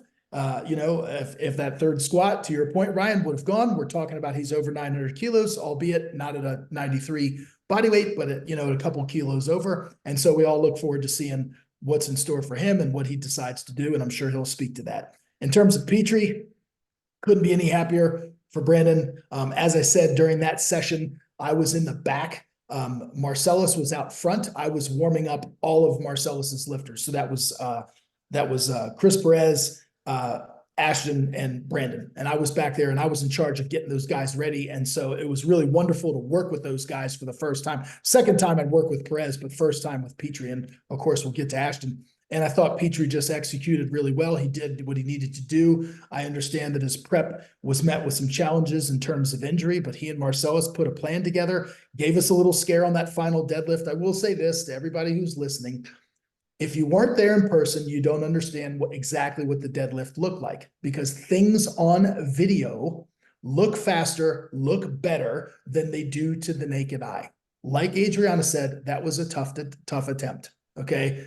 But he made it. So here we are. And they pushed their chips into the center of the table. Like you said, Brian, they didn't think that he had 3 big deadlifts in him, you know, thought that he only had 2. And then look, it worked. They made the right call. And he hit the 895 to trump Kaiko's total and make the national team. And I'm ecstatic to have Brandon on the team. I know that he's been working really hard toward this, and we look forward to the challenges that are in front of us. And he's going to have some very, very stiff competition over there with Hedlund and Krostev. And then you've got Sasha Steinbeck, you know, a big puller. And of course, let's not forget Carlos Peterson Griffith, you know, and so forth. So that is a stacked class, and you are going to be fighting tooth and nail. And I'm looking forward to that session. That is going to be an incredible session. I can't wait. Attempt selection, of course, and execution. You hear me say it all the time, but it is going to be at such a premium. You cannot miss, going into that competition. And so I'm ecstatic to have him on the team and looking forward to it. Carlos Peterson Griffith is, I mean, he did 875 at Sheffield. He could be right up into the 890s by the time Worlds rolls around. Yeah. And 895 is a number all these elite guys are hitting. He's going to, by the time Worlds rolls around, he's going to be right there with these fellas. Yeah. You would assume. He is developed into a monster. And Right. yeah, the world is just too deep right now. And it's bittersweet for me because I, like everybody, love Kaiko. And it's weird to have a world championship without Kaiko. He's been the guy since we came back from the lockdowns, and he was the guy. I mean, he was the guy before that. He was the number one in the world, but he wasn't at Worlds yet. But he's been the number one 93, outside of losing a Chance, but he's beaten Chance before he came back, regained his title, looked better than ever. He was just the guy. And it's weird to not have him at Worlds. Having said that, it's bittersweet because the sweet part, it's not a bad thing to have new faces as well and give someone else an opportunity. And a guy like Brendan, he 100% could be a world champion. Mhm. He could be that guy. And there has been a lot of hype on this young man from himself, from his team. And I am not opposed to a guy sticking his chest or a lady being boastful as well. I love someone who calls his shots and be like, I'm going to do this, I'm going to do that, etc. There's been a lot of hype on Brandon, and I've bought in, and I think a lot of people have. When he goes to Worlds, and Marcella said, if he's 100%, and we think he's going to be, he should be a fair lead ahead of the rest of the pack. The thing is, my God, did you see Gustav Hedlund had room? And he ain't flinching. You see Emil Krastev. That video of Krastev, that 906 he did when his boy is in his ear saying, somebody's got to be the greatest. Somebody's going to emerge as the greatest. And when it comes to a cluster of talent like we have in the 93s, somebody's going to get pushed forward as the greatest. And it's not always somebody from our side of the world. Let's see what happens. I'm crazy excited. I can't wait to see Worlds in the Battle of the 93s. As long, please, everybody be healthy. Please stay healthy. But we have enough 93s. It's like the 66s. Even if someone drops out, it's still stacked. I want all these guys to go. Which raises a question, like, if Petrie can't go, has Gavin excluded himself from that? I don't know. I don't know if you know, Matt. Maybe you have to look up on it. This is kind of off the top of my head, but yeah. So is Gavin excluded? The short answer to that is no. The longer answer is we would use his 93 kilo total from Sheffield. okay. Right? We can use that as part of our qualification system in terms of our alternates. We have not put out the alternate list. I am privy to that information. I am not going to share that or announce that at this time. Because we're still working our way through it and combing our way through it. But suffice it to say, look, we want all of our lifters to go. We've got a strong team of 16, and we wish health and strength and skill upon all 16 and prayers of blessing over them for them to stay healthy, because they all want to go. And we don't want to have to dip into the alternate pool. But no, this does not preclude Gavin from being considered as an alternate. But I'm not going to reveal where he ranks on that list quite yet. Gotcha. Yeah, and then obviously, without going into the list, then who knows? Maybe I spoke too soon about like guys like Kaiko and guys like maybe we got to wait till the alternate list to come out. And the thing with America, it's so stacked. Right. America is so stacked. You guys could field 2 teams. Right, and just remember this also. Delaney as well, actually. Yeah, of course, right. Delaney hit, the world record. So and the selection criteria was based upon the world records on January 1. So Delaney having hit 100%, he's just, let me say, he's high up on the list. So on paper, anytime someone drops out, the inclination is to, let's insert the person who's in that weight class right? So if let's just say hypothetically, to your point, Ryan, because you were saying if Petrie dropped out or Petrie got hurt or something, would on paper, sure, yeah, it makes sense. Hey, let's insert a 93, but our 93 may not be the highest on our alternates list. And so we go according to that because that's the criteria was set forth. That's the fairest way to go. That's what everybody agreed upon. And we're not going to we're not going to move the goalposts, before Worlds. So yeah, for sure. Yeah, no. Yep. Yeah, if it might be 282, 283s or two, whatever the hex. Exactly. Yeah, interesting. I mean, I don't foresee anybody, but you never freaking know, even around the world. I hope though, we just keep what we got right now because what we got, like I already said, I want to see what Brendan does. I want to see what Jonathan does. Jonathan's story. I want to see Wasker do his damn thing. I don't want none of these guys dropping out. So it's like, guys, stay and Russ, Perk, for God's sake, we've been waiting long enough. Ashton, Bob, if anybody pulls out, I'm going to be very upset. There's some guys that we've been waiting a long time to make their debut. But anyways, let's move it along to the 105s. Talking about Ashton. Ashton came in slightly under the weather, and nevertheless, 941 without having to take all of his attempts. Again, Marcellus on the podcast, it'll drop after this one, but he said Ashton wasn't 100% healthy. They wanted to see what they had on the day without re-aggravating. It was his back. So you could re-aggravate something. Sometimes you skate through. Jonathan Garcia, massive back issues. Got all 3 squats, got all 3 deadlifts. Everything's good. They kind of move forward like that with Ashton. If we can get a third out of you, cool. If we can't, let's back off. Let's call it when we see it. We're going to know when the weight's on your back. And as it were, after a second squat, decided to back it off and decided didn't need his final deadlift as well.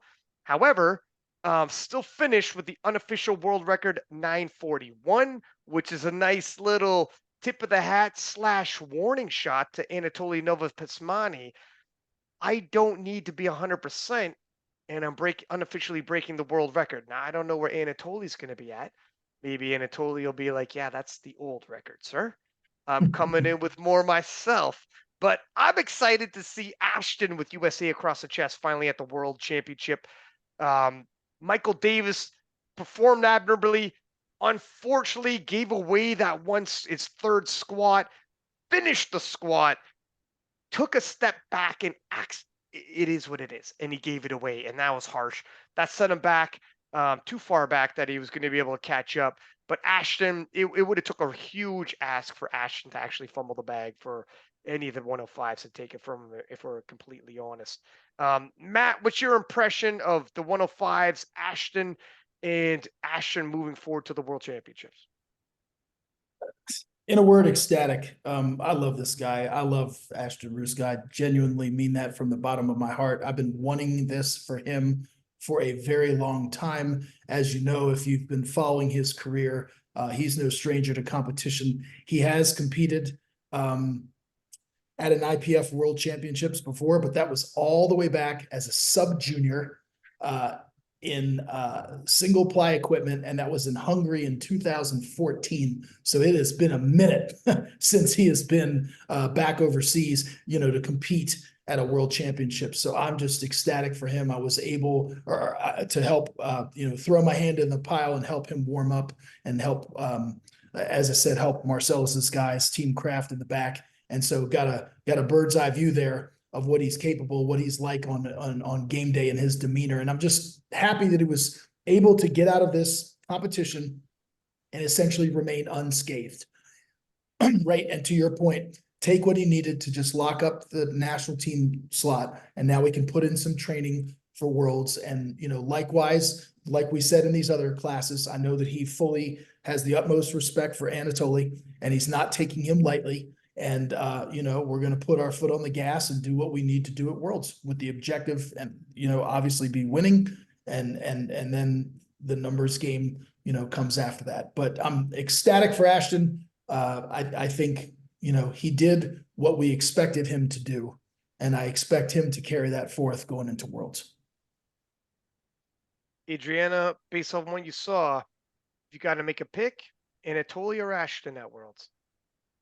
I mean, it's got to be Ashton. I think he's the heavy favorite going in, just given that he only took 7 attempts, was a little beat up going in, and still totaled a chip over the world record held by Anatoly. But with Anatoly, it's always kind of a mystery. Like, you never know where he's going to be. He was injured at Euros coming into Sheffield. Like, no one kind of knew where he was at. And I think he loaded up a deadlift to beat the world record. He did.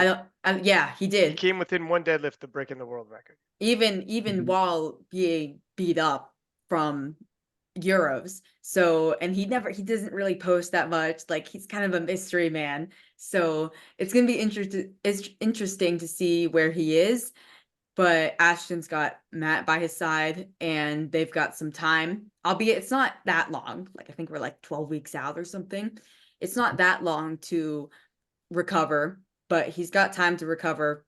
And the fact that he put up 941 while being beat up, while only taking 7 attempts, he's going to be the big favorite. And I'll say it was really exciting to see him lift in person. I've seen him lift before, but this one, he was like a madman, and he Yeah. always is, but he's like super hyped up. And I think he's just showing he wanted to shoot a message to Anatoly, given that we all saw the Anatoly call out, like calling out Ashton, which is kind of uncharacteristic for him, but it made it interesting. And I'm excited to see the two clash at Worlds.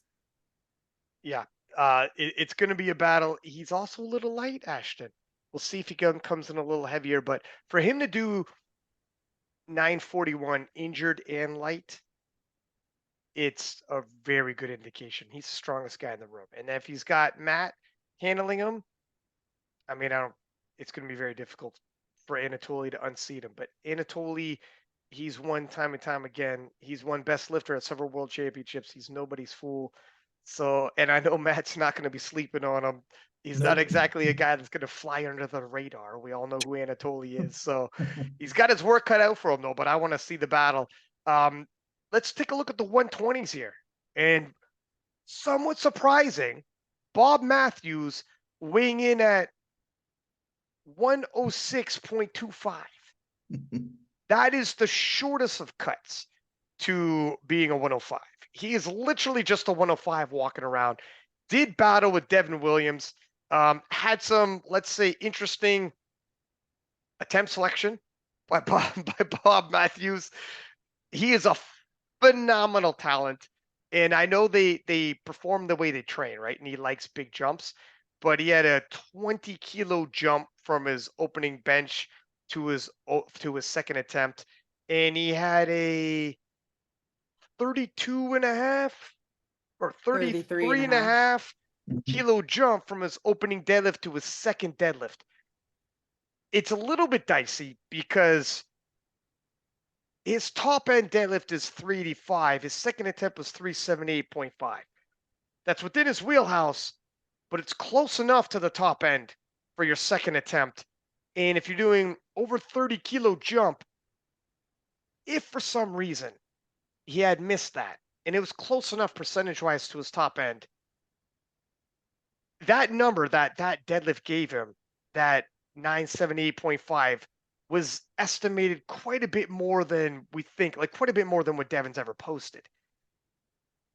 If he missed that, my goodness, the door would have wide swung open. When you take big jumps like that, and I know that's how he likes to operate, and maybe he operates like that because I only have so many big lifts in me. Not everybody's Penna.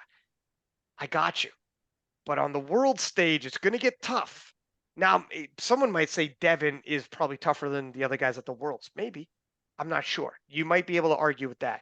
But as he gets to more and more showdowns, he'll back himself into a corner where if you miss your second, you're literally cooked.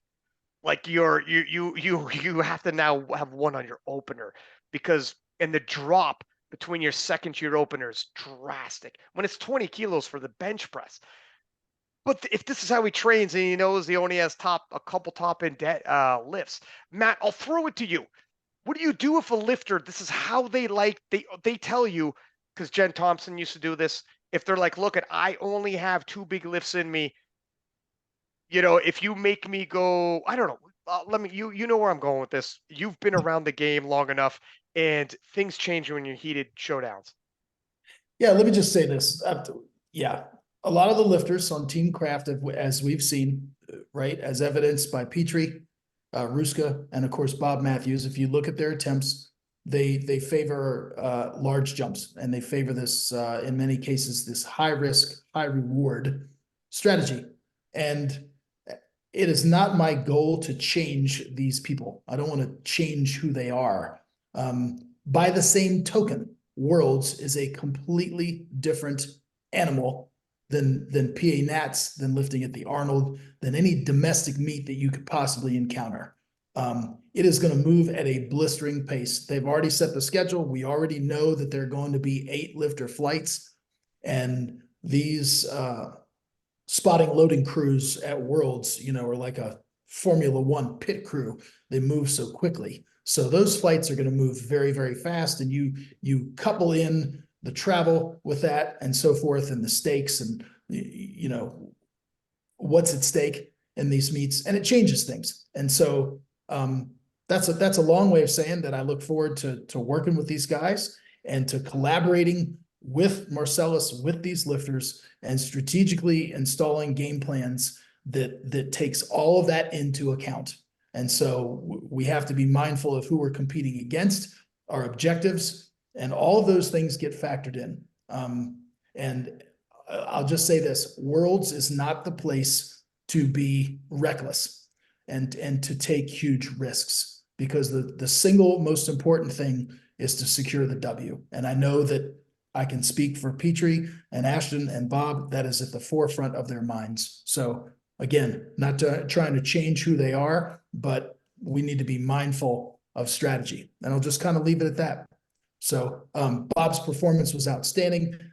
You know, he did what he needed to do. I think this was a closer battle in many ways than people had thought. I mean, Dev Williams showed up and showed out, man. He had a phenomenal meet, totaling 955.5. Like you said, if Bob had missed that big jump on the second deadlift, it's like the door swings wide open. But Bob executed at a high level. He did what he needed to do. He wanted to get out there and kind of like, you know, put the hammer down with that second deadlift. And that's essentially what he did. And I think at that point, kind of reading Dev's body language in the back, he kind of knew like, okay, that's, you know, that now it's too far. So let me just put something on the bar for the third one.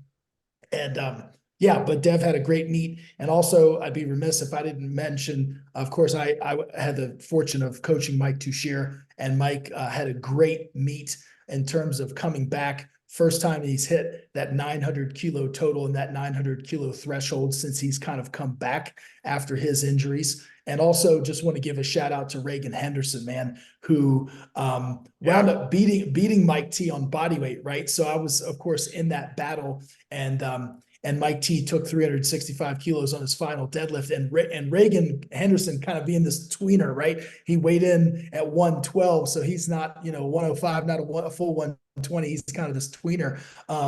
He came off after his second deadlift and knew that he had something big left him. And I didn't know that he had 27.5 kilos. So it's that, you know, but we put on the bar what we thought Mike had and what he could definitely make, because we didn't want to make it any easier. But shout out to Reagan. He hit a huge deadlift, you know, with and beat Mike T on bodyweight. So that was just awesome for both of those lifters. But at the end of the day, it was the Bob Matthews show, and really looking forward to going over to Worlds and seeing what Bob is capable of against, you know, some tough contenders, presumably Tony Cliff from Great Britain, and some heavy hitters. So looking forward to it. Yeah, I am so grateful Big Dev came over. Yeah, and for made sure. this Big Dev made this exciting enough. It kept Bob honest. It kept Bob to the point where when he did load up, take big jumps, it made the pressure. You miss this, you're done. You understand? You're done. And when that is the case, you're watching as a viewer and a fan like, oh my God, he has to hit this. Right. Without that, it becomes, yeah, whatever. If I miss, whatever. Right. That's not fun. Big Dev made it fun. Big Dev did his job. He said, I'm going to come over. I'm going to push him. And he got some spotlight and he got some kudos for it. I'll echo what you said about Bob. He's like Ashton. I've been waiting for this guy.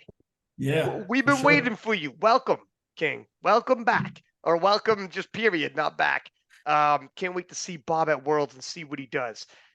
Adriana, Bob said afterwards in an interview I did for White Lights Media with him, 70% chance after Worlds he's going to 105 and he's going to clash with Ashton.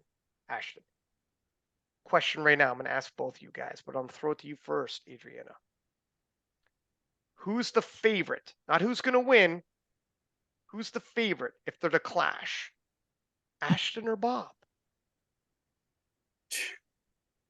I think Bob, but it's tight because Bob just put up 978.5. And I'll throw in that also matches Dennis Cornelius's world record. And that matches the highest total we've seen in the 120s, minus Rondell, of course.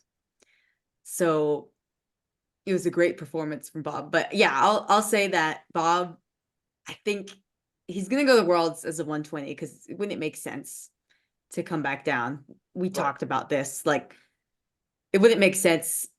Go to 120. You're the favorite, albeit you've got a strong cast. You've got Tony Cliff, of course, the reigning champ. You've got Etienne El Chair from Lebanon, junior world champion, and he's been putting up some really crazy numbers. Ridiculous I honestly think this might be maybe not super close, but I think it could be closer than people may think, especially if they don't follow Etienne on Instagram. Lebanon's not super well known as a powerlifting nation, but he deadlifted 402.5 in the gym.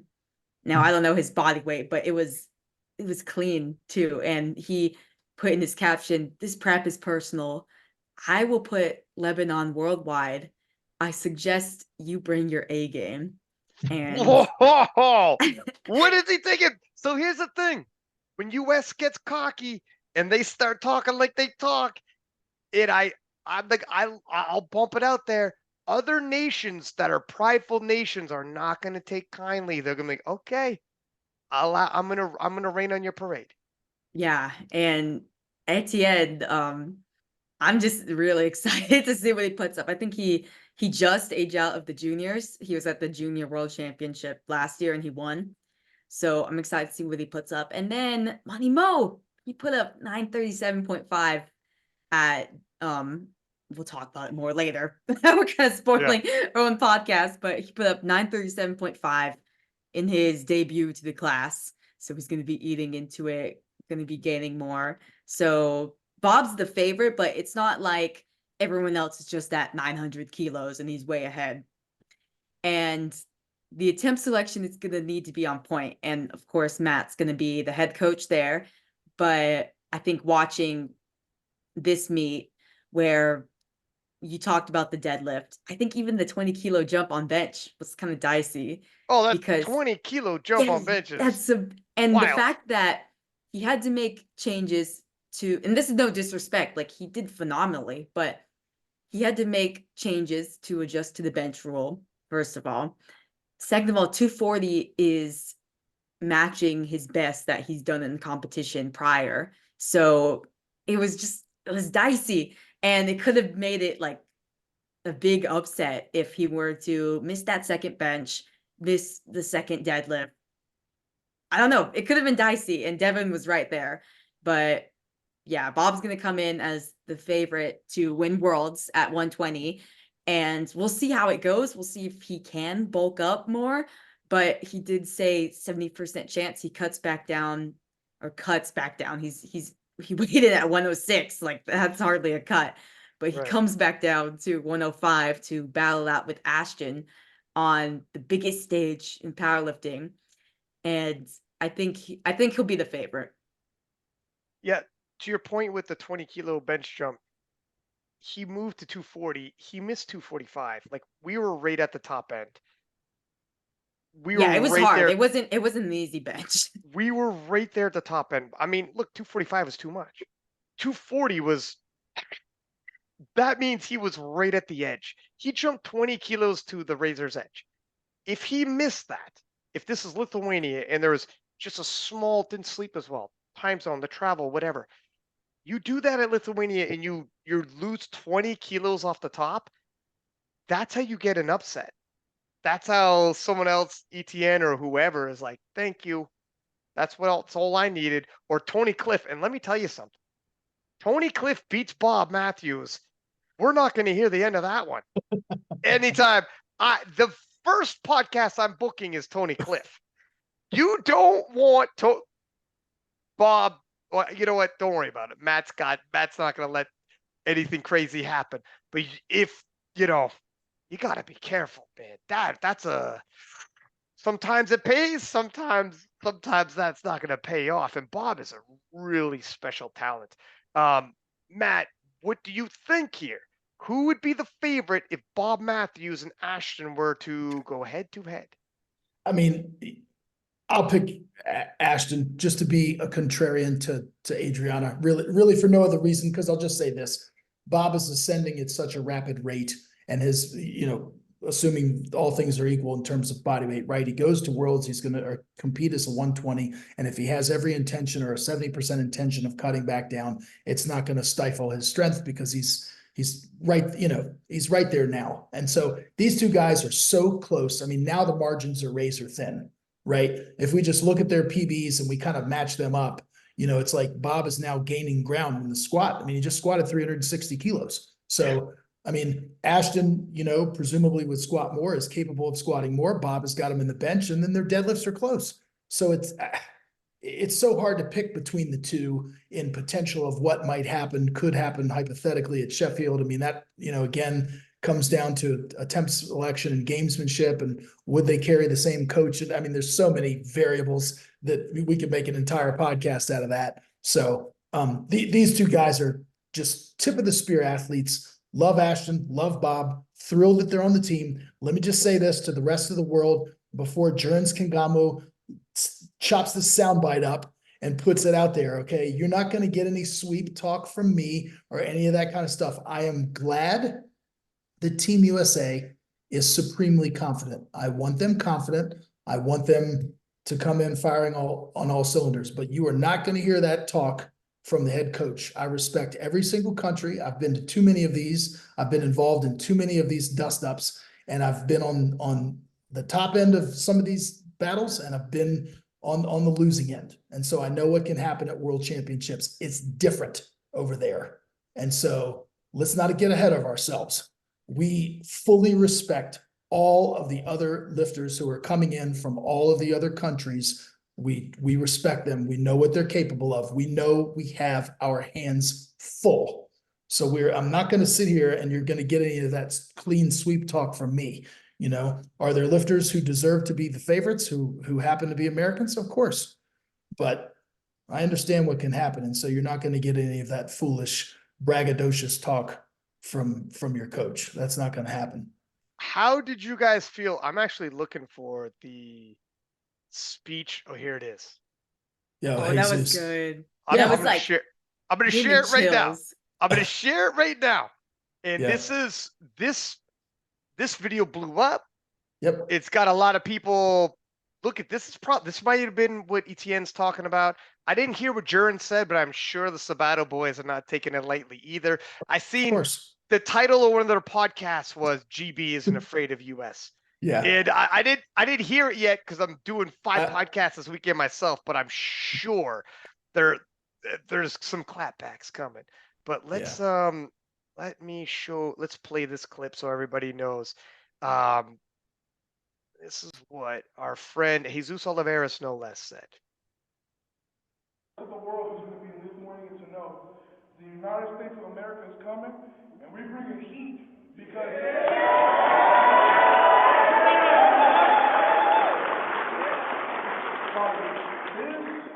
this is the stuff that I feel a lot of us as little kids going through whatever we went through have dreamt about, is to go out there and represent our nation, right?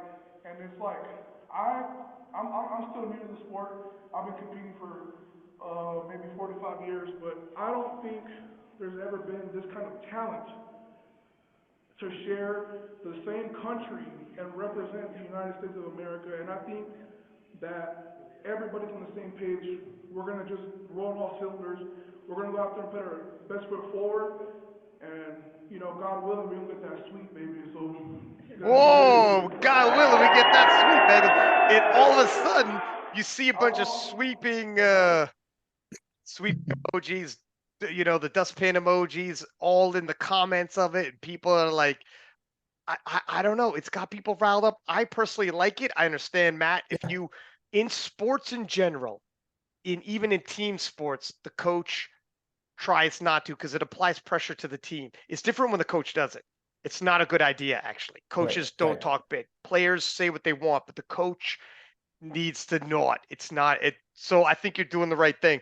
But people are talking about Jesus like he's the unofficial team captain now because he grabbed the mic at that opportune time and said, "We're going for the sweep, baby." And of all people, it's the strongest man in the world saying it. So when you got the Hulk on your team, throw him the mic and tell him to talk a little bit.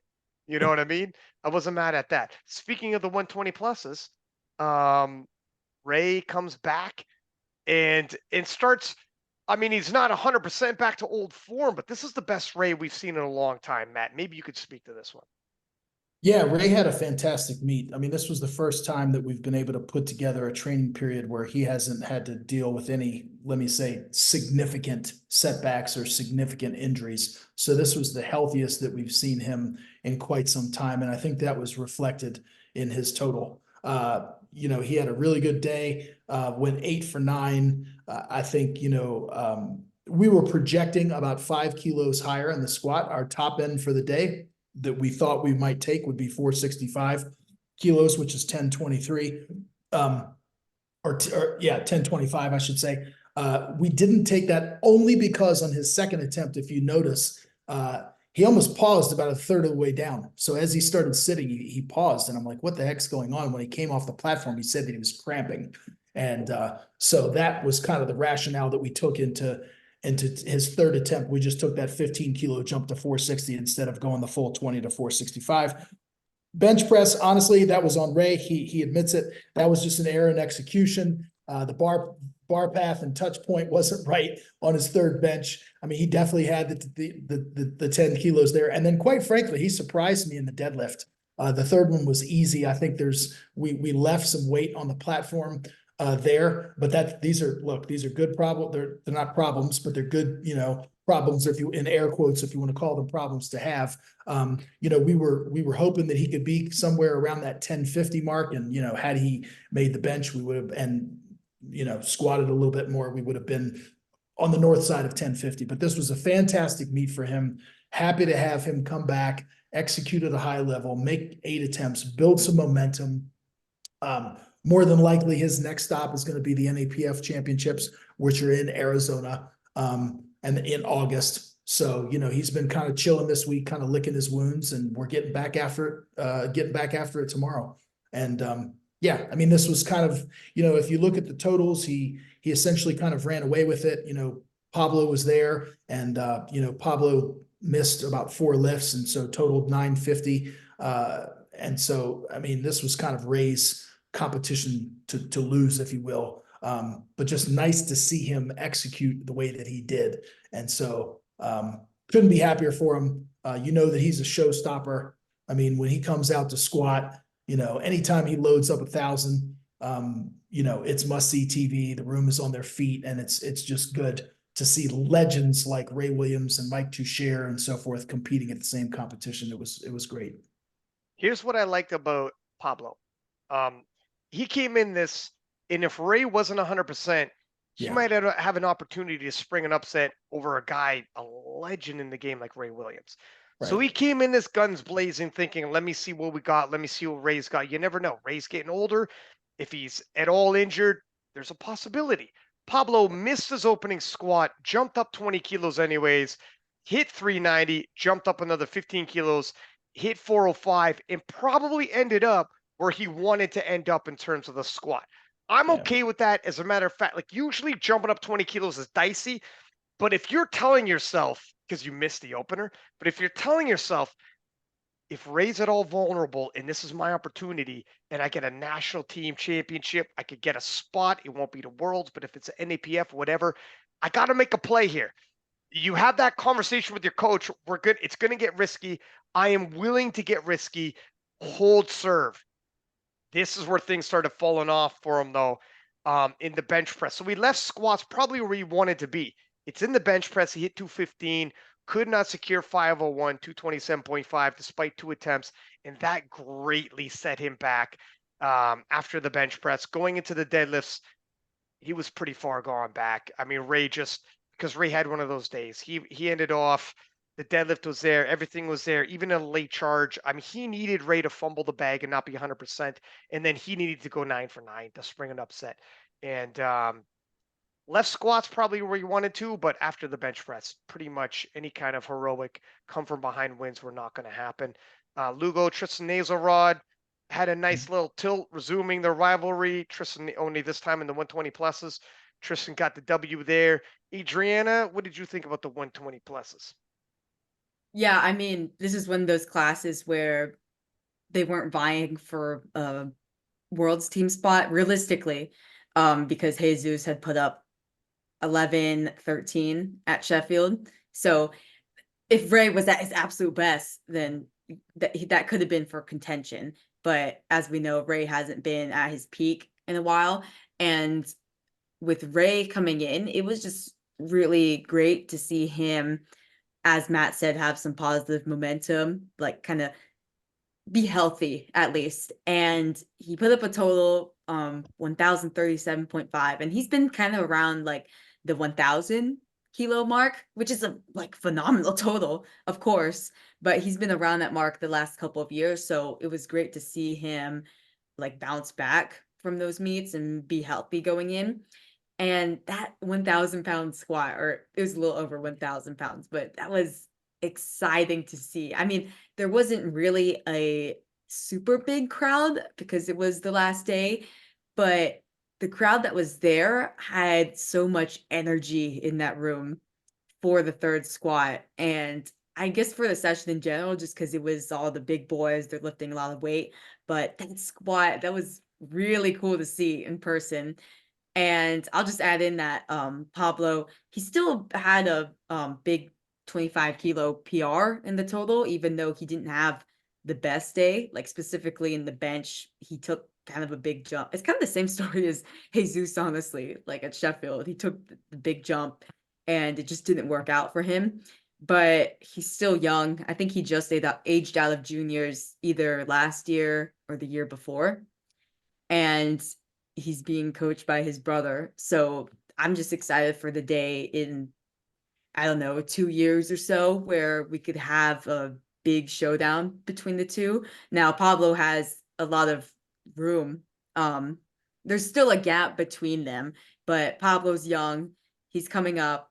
And if we could have a clash of the super heavyweight brothers, like the strongest in the world, strongest brothers in the world, that would be really cool. With them, probably what might end up happening is one gets to go to Worlds, one goes to North Americans, one gets to. There's enough options now where they can both be on Team USA, attack different, whether it's a Worlds teams, North American teams, one's going to SPD rally, and there's other SPD events they can go to. There's enough. There's enough now for both of them to divide and conquer. And they might not even, I'm sure Jesus would love to see his little brother winning the US title. If Jesus doesn't do the US Nationals anytime soon and he keeps doing the Sheffield events. So there's enough events that they might not even need to clash. Right now, Jesus has got a mad spread, if we're honest. But I mean, there's other people in the world that Pablo can tackle, like Timur from Georgia. There's other super heavyweights emerging that Pablo can clash with. That Jesus is just too far ahead. But Pablo could be there. And then there's Big Ray. And Pablo's probably not. Pablo's went probably back to the hotel room thinking, I'm not done with Ray yet. Ray's bid. Ray just won't go away though. If you're a Ray fan, and most of us are, you're like, okay, man, Ray's coming back here. Let Ray go 9 for 9. Where's his total at? And does he have room here? Like Matt said, he probably did have a little bit of room on that deadlift. I do like also that when Ray came out. I can't remember if it was just for when Ray came out, but Travis Ortmeyer, the strongman, who's like a professional strongman, like a legend in the strongman game. They brought him out for North Americans for the big boys, and they brought him out here. Who's bringing him out? What is going? Because he's popping up. Are they flying him out specific? Is he part of that team of spotters loaders? Because they're only bringing him out for the big boys. Yeah, I'm not sure, but it gives us, you know, confidence and reassurance that if stuff goes sideways, we I have personally somebody. thanked him. Yeah, somebody who's capable, right? I personally shook his hand and said, "We're all happy you're here, dude." Like he's a massive man, and if someone's gonna tumble, you want that guy behind you. Yeah, it's huge. When you have 1,000 pounds on another man's back, and a lot of these guys are lifting some super heavy weights. Okay, shall we move on into the women's? Who won best lifter? Austin Perkins. Okay, that's what I thought. I didn't double check it though. I was assuming it's going to be Austin Perkins. All right, thank you. Any other notes before we move to the women's, by the way? I was just going to say one final thing, which is just kind of funny for the coaches listening. Naturally, whenever I'm going into a battle and I do an inventory of my lifter, and what I mean is when they release the numbers on lifting cast, or in case of when I'm at a world championships on good lift and the openers come up, naturally I'm looking at the body weights and the lot numbers and all that stuff. Never in a million years did I ever think that Ray Williams would have the body weight advantage. So I was looking against Pablo, and we had body weight on Pablo because that was our next closest competitor. And I need to do, and of course, look, I didn't underestimate Pablo. We knew that he was there. We knew that, you know, he could look, if we fumble the ball, so to speak, we could make mistakes, but it was just so funny to look up at the board and see that and say, man, we have the body weight advantage. You're like, this, we don't have this very often. Yeah, we don't have this very often. So just kind of a fun fact there. So all right, moving into the women's, we'll start off on the 47 kilo class. Obviously, Heather Connor pulled out, and Jessica Espinal, despite not having opposition pushing her, 9 for 9, 422 kilos.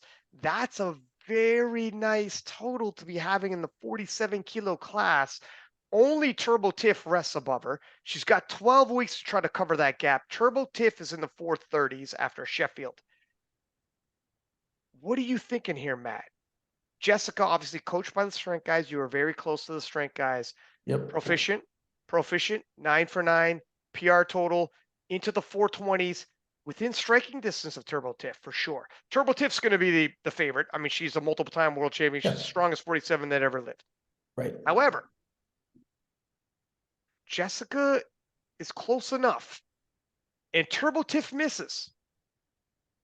Jessica goes 9 for 9. Turbo Tiff does not always go 9 for 9.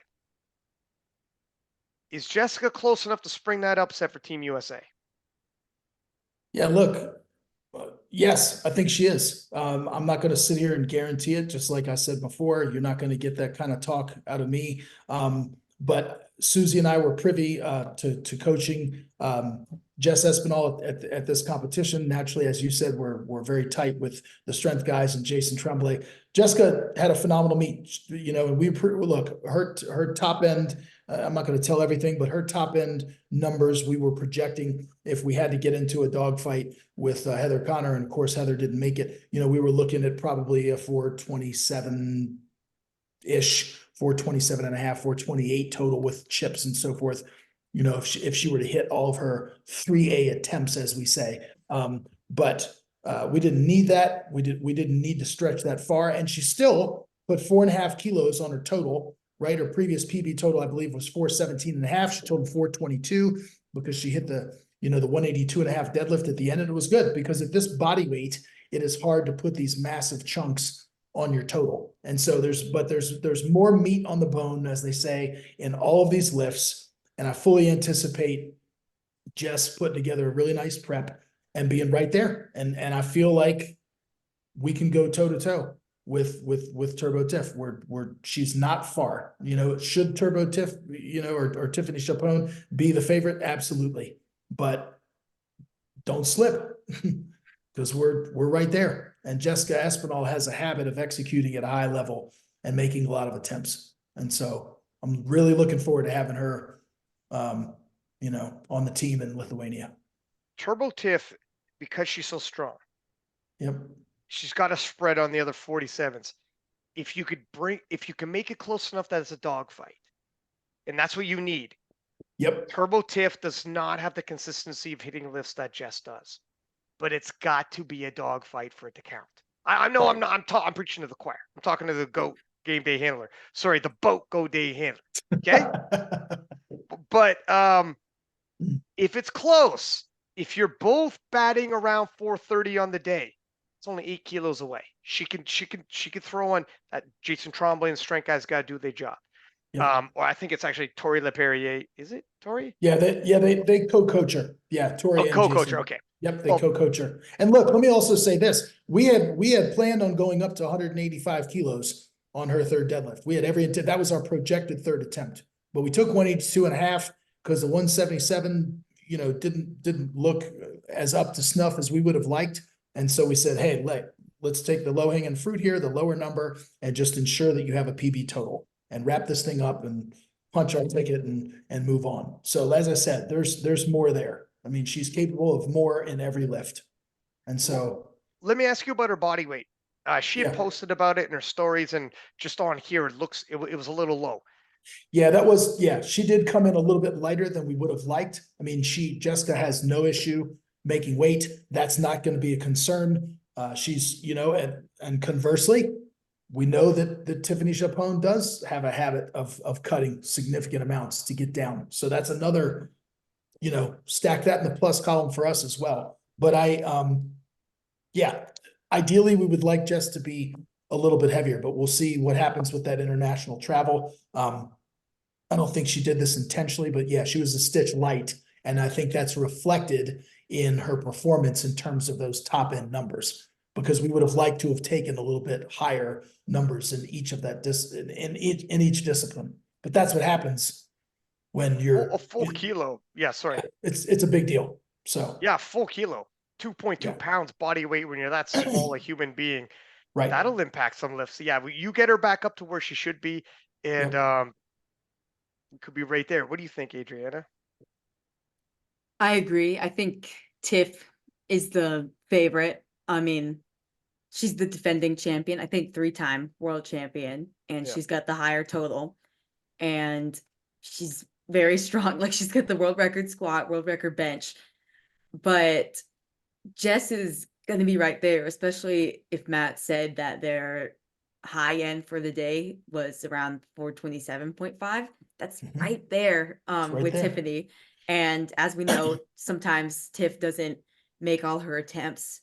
You could see her jumping to a world record squat and then missing it, like even on her second or third attempt. And Jess doesn't miss. And I'll add in that, yeah, she is eating into the class, presumably, like, given that she weighed in at 46. And I know that she has been has had trouble trying to eat up so that she's actually at 47. Because like you said, the full kilo is a good bit, percentage wise at this body weight. So she will have the advantage over Tiff of like eating into the class versus having to make a big cut. And she will have the last pull between the two. Of course, there's the Canadian who I don't quite remember her name. Lee. Yeah, or at least she's got a big deadlift on her. So she could be in that conversation too. But between at least Jessica and Tiff, Jessica is gonna have the last say. So I could see her just depending on where Orly is, just loading it up. Like, what do you have to lose if you've already potentially secured the podium placing? Just loading it up, see what happens. And I've seen her hit a big deadlifts in the gym. So Orly's coming out of the juniors, her progress is fast, and if a firefight happens between number 1 and number 2 and they push each other too far, that's where the big deadlifter can maybe shake up. If somebody starts faltering, I mean, she forced Heather last year to pull 200 kilos to get into third place. Just to stay on the podium, yeah. Yeah. And then O'Haley went in the back and pulled even more because her progress as a junior is just crazy. I also wanted to say how crazy it's going to be Heather not being at a Worlds. Yeah. I can't remember. Yeah. Holy smokes. Wait a second. When's the last time I didn't have Heather Connor at a Worlds? 2021 she missed. But I mean 2019, 2018, 2017, right? 16. Wasn't she at all those? I think she wasn't at 2022? 18. She missed 18? Okay. But your point stands, like she's It's crazy. almost always in the mix. It's pretty freaking crazy. Again, like, sports keep rumbling forward, right? It's just weird to see things like this eventually happen. It's just freaking nuts. I don't know. Anyways, I'm feeling old. Let's move on. 52 kilo class. Wow, Megan Hurlburt. A lot of questions around her coming into this.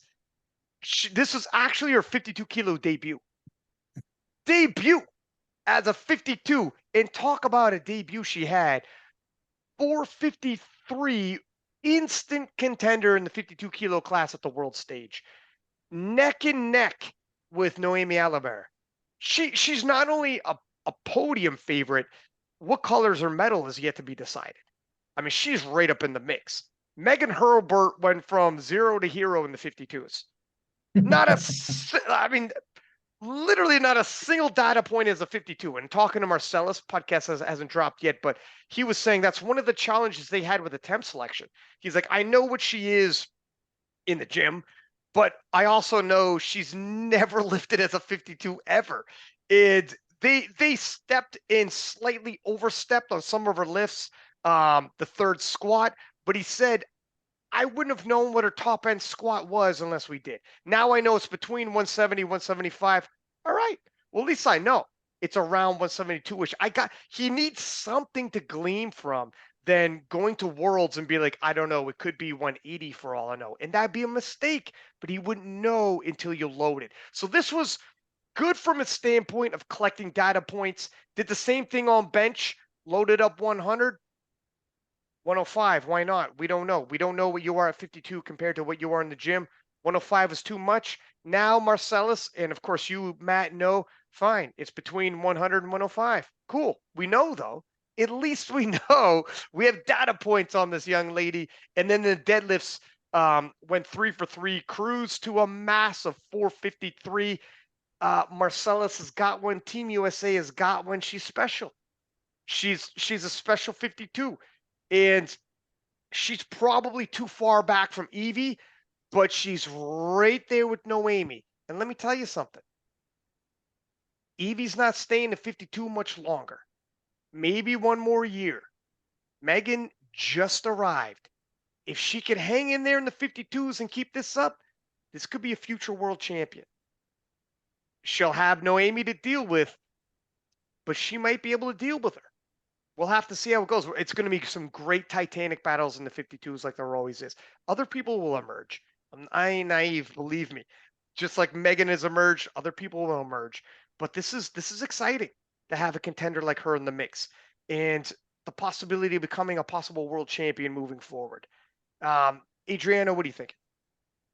Yeah, I think this was a great showing from Megan.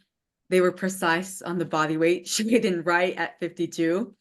And yeah, even though we saw that she made weight, it was still a question of how much of a hit does that take to her lifts? Like we've seen people do big cuts and their total comes way down. But I think this was still a PR total for her, even though she had to make that cut. And she's got Marcellus by her side. Marcellus is, I mean, he did Wasker's cut. He's done many people's cuts. He's kind of one of the guys to go to in terms of cutting down and keeping that level of performance. So obviously Evie is going to be the big favorite going into Worlds, just because like she's a phenomenal talent, having cut down. But I think this will be a really good battle for the podium between her, Noemi, and then also Megan Lee Smith, who put Megan up, Lee Smith, that's right. she put up 449.5 at, I think it was New Zealand Nationals. You're right. I So was sleeping on her right there. I forgot about her for a hot minute. Thank you for getting that out there before this drops. yeah, you don't Yeah. want to make anyone mad, Yeah. but the spread between them is so tight. Like I think that's like just 5 kilos between the three of them, and that's like nothing. That's one missed attempt. And Megan also, the squat was really phenomenal to see. That's just, I think, like 3 kilos under the world record squat. So we could see a squat battle too between her and Plume Deckers. So it's gonna be exciting to watch. And she's not like some junior coming in and who's made just a ton of progress. She is in the open. I think she's like 32 or so, and she's a mother Born of in five. 92. Yeah, she's a mother of five as well. Mother of I 5? think I think it's 5. Yeah, I think I saw that on this. She's definitely a mother. So it's not like she just doesn't have anything else going on and just solely focuses on powerlifting. She's got a Dang. lot going on. She got too And much she's going just on. yeah, and she's just a phenomenal talent.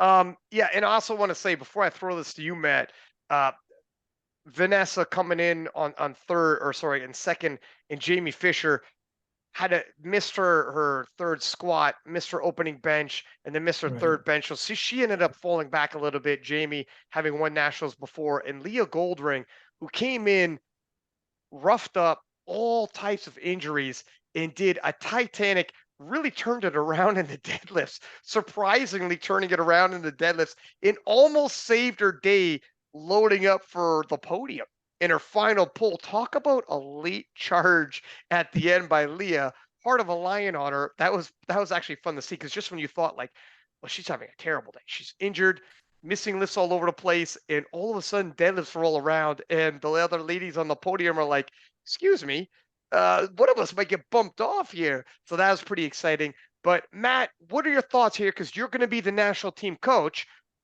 You got one. Yep. You don't have a lot of data points. What do you Yep. glean from this? What are we looking at? What are you anticipating from Megan? Well, this is an important data point to use, as you said, because her first meet at 52, barely made weight. I will just remind Megan, and this is not, look, you got to make weight at Worlds. And so if you don't make weight at Yes. Worlds, if you don't make weight, you do not, I repeat, do not get to compete. So I'm sure that she and Marcellus will have that in check, and they will have a plan in place, and she will be good to go. And I'm not going to worry about things that I cannot control. What we can control is, our strategy going over there. And hey, I'm looking forward to taking the lady with the third biggest total of all time in the 52s. I mean, who would I rather take, right? Not bad. And we're only behind Noemi by 1 kilo there. So yeah, I mean, Megan's got some squat prowess on her. And as Adriana alluded to, there'd be a significant squat battle there with probably chips in play with Noemi and Plume Deckers. So that comes down to lot number and all that sort of thing. And look, if we can squeeze out some more on the bench and she has good prep, I mean, I see no reason why she won't be north of 453 kilos going into Worlds. So just thrilled for Megan, happy to have her on the team, and really looking forward to locking horns with these other ladies.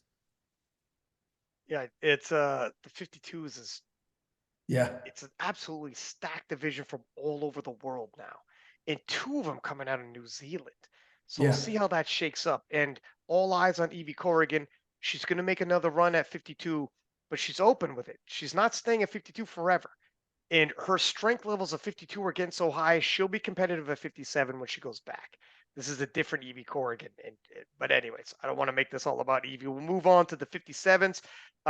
Kate Johnson lifting unopposed, picking up a 6 for 9 day and grabbing the U.S. national title. Of course, the 57 kilo representative is going to be Natalie Richards, who posted up a monster total at Sheffield, but succumbed to Jad Jacob in that head-to-head. Jad Jacob turning into a bit of a world champion slayer, like we talked about before, misses out at Worlds. I'll check you at Sheffield. Did it to Joy Namani, did it to Natalie Richards, despite Natalie being the world's best lifter in the 2023 Worlds. Now we're going to go one more time at the World Championship. Jad Jacob, can she pull it off and become an actual open world champion. We know she can't. She's got the talent. We know she's got the strength, and she's even got the W's over reigning world champions. It's going to be, I'm not asking you guys directly. It's a rhetorical question because I know who you guys are picking, but I can't wait to see it. I won't turn this into a world's preview show. But that's the deal with the 57s moving into the 63s. And Megan Scanlon, mother, in her 30s, wily veteran, 9-for-9 day, racking up the U.S. title.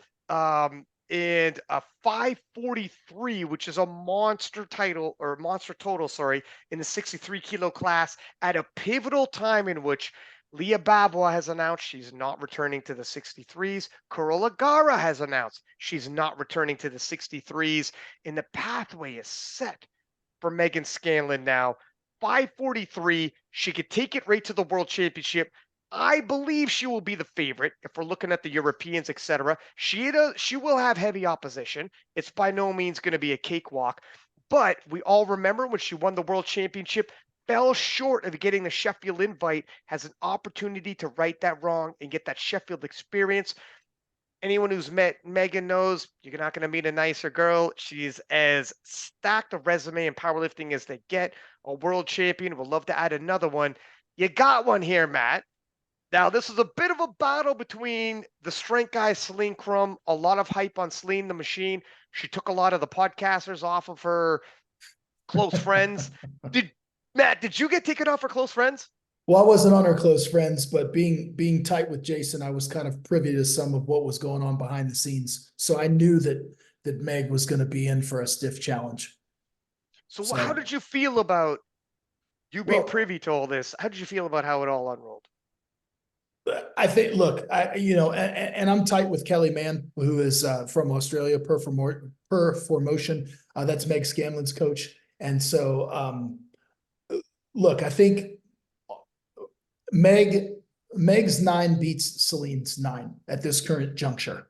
So Meg is just the stronger competitor at this point in time. Doesn't mean that it can't change. It just meant that I think Team TSG and Celine kind of knew, look, we probably are going to need to have Meg miss 1 and maybe 2 for us to kind of steal first place here. But Meg came out and executed exceptionally well, going 9 for 9. And I didn't know beforehand, but apparently Meg got really sick, like in the last 48 hours. I mean, she's talked about that in her stories on Instagram and so forth.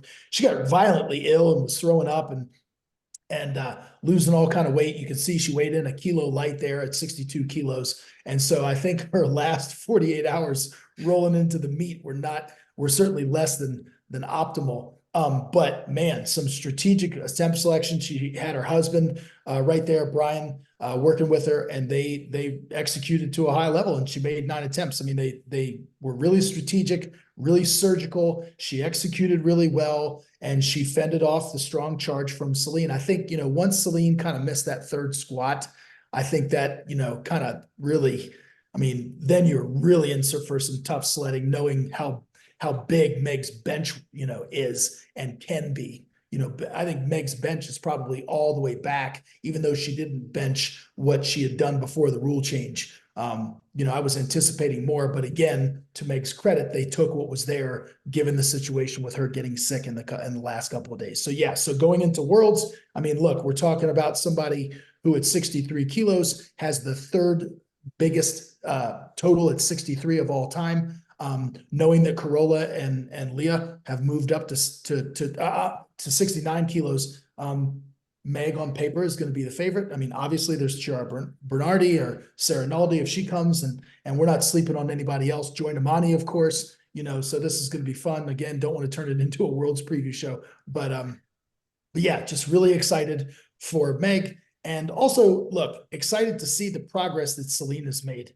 I mean, she has made some tremendous progress. And I know that she and Jason and TSG are going to get back into the lab and get after it. And she's going to continue to push, because I know that her goal is to make it to Worlds and be a world champion as well. So, yeah, this was a fun matchup to watch, but Meg was just a stronger lifter on the day. if she had picked up those lifts she missed, Celine Yeah. would have been tight. Would have been Right. super tight. But Yep. not on the day. Adriana, what are your thoughts on it? Yeah, I mean, Megan did phenomenally. Given that she had gotten sick, I was like, is that my fault? I maybe I spoke that into existence. I had said maybe she gets food poisoning, and she did, but she did well to adjust given that. She had posted some of her lifts that she had hit prior, and I think she had hit a big like 202.5 squat, and they adjusted really well, saying like, I know I'm not going to be 100%. I know I lost some weight. I was sick. And they went 9 for 9. And that's what you do. Like some people, they come in and they think I'm going to hit all the numbers I hit in the gym and boom, this is going to give me this total. But that's not how it goes on game day. You adjust, and they adjusted beautifully.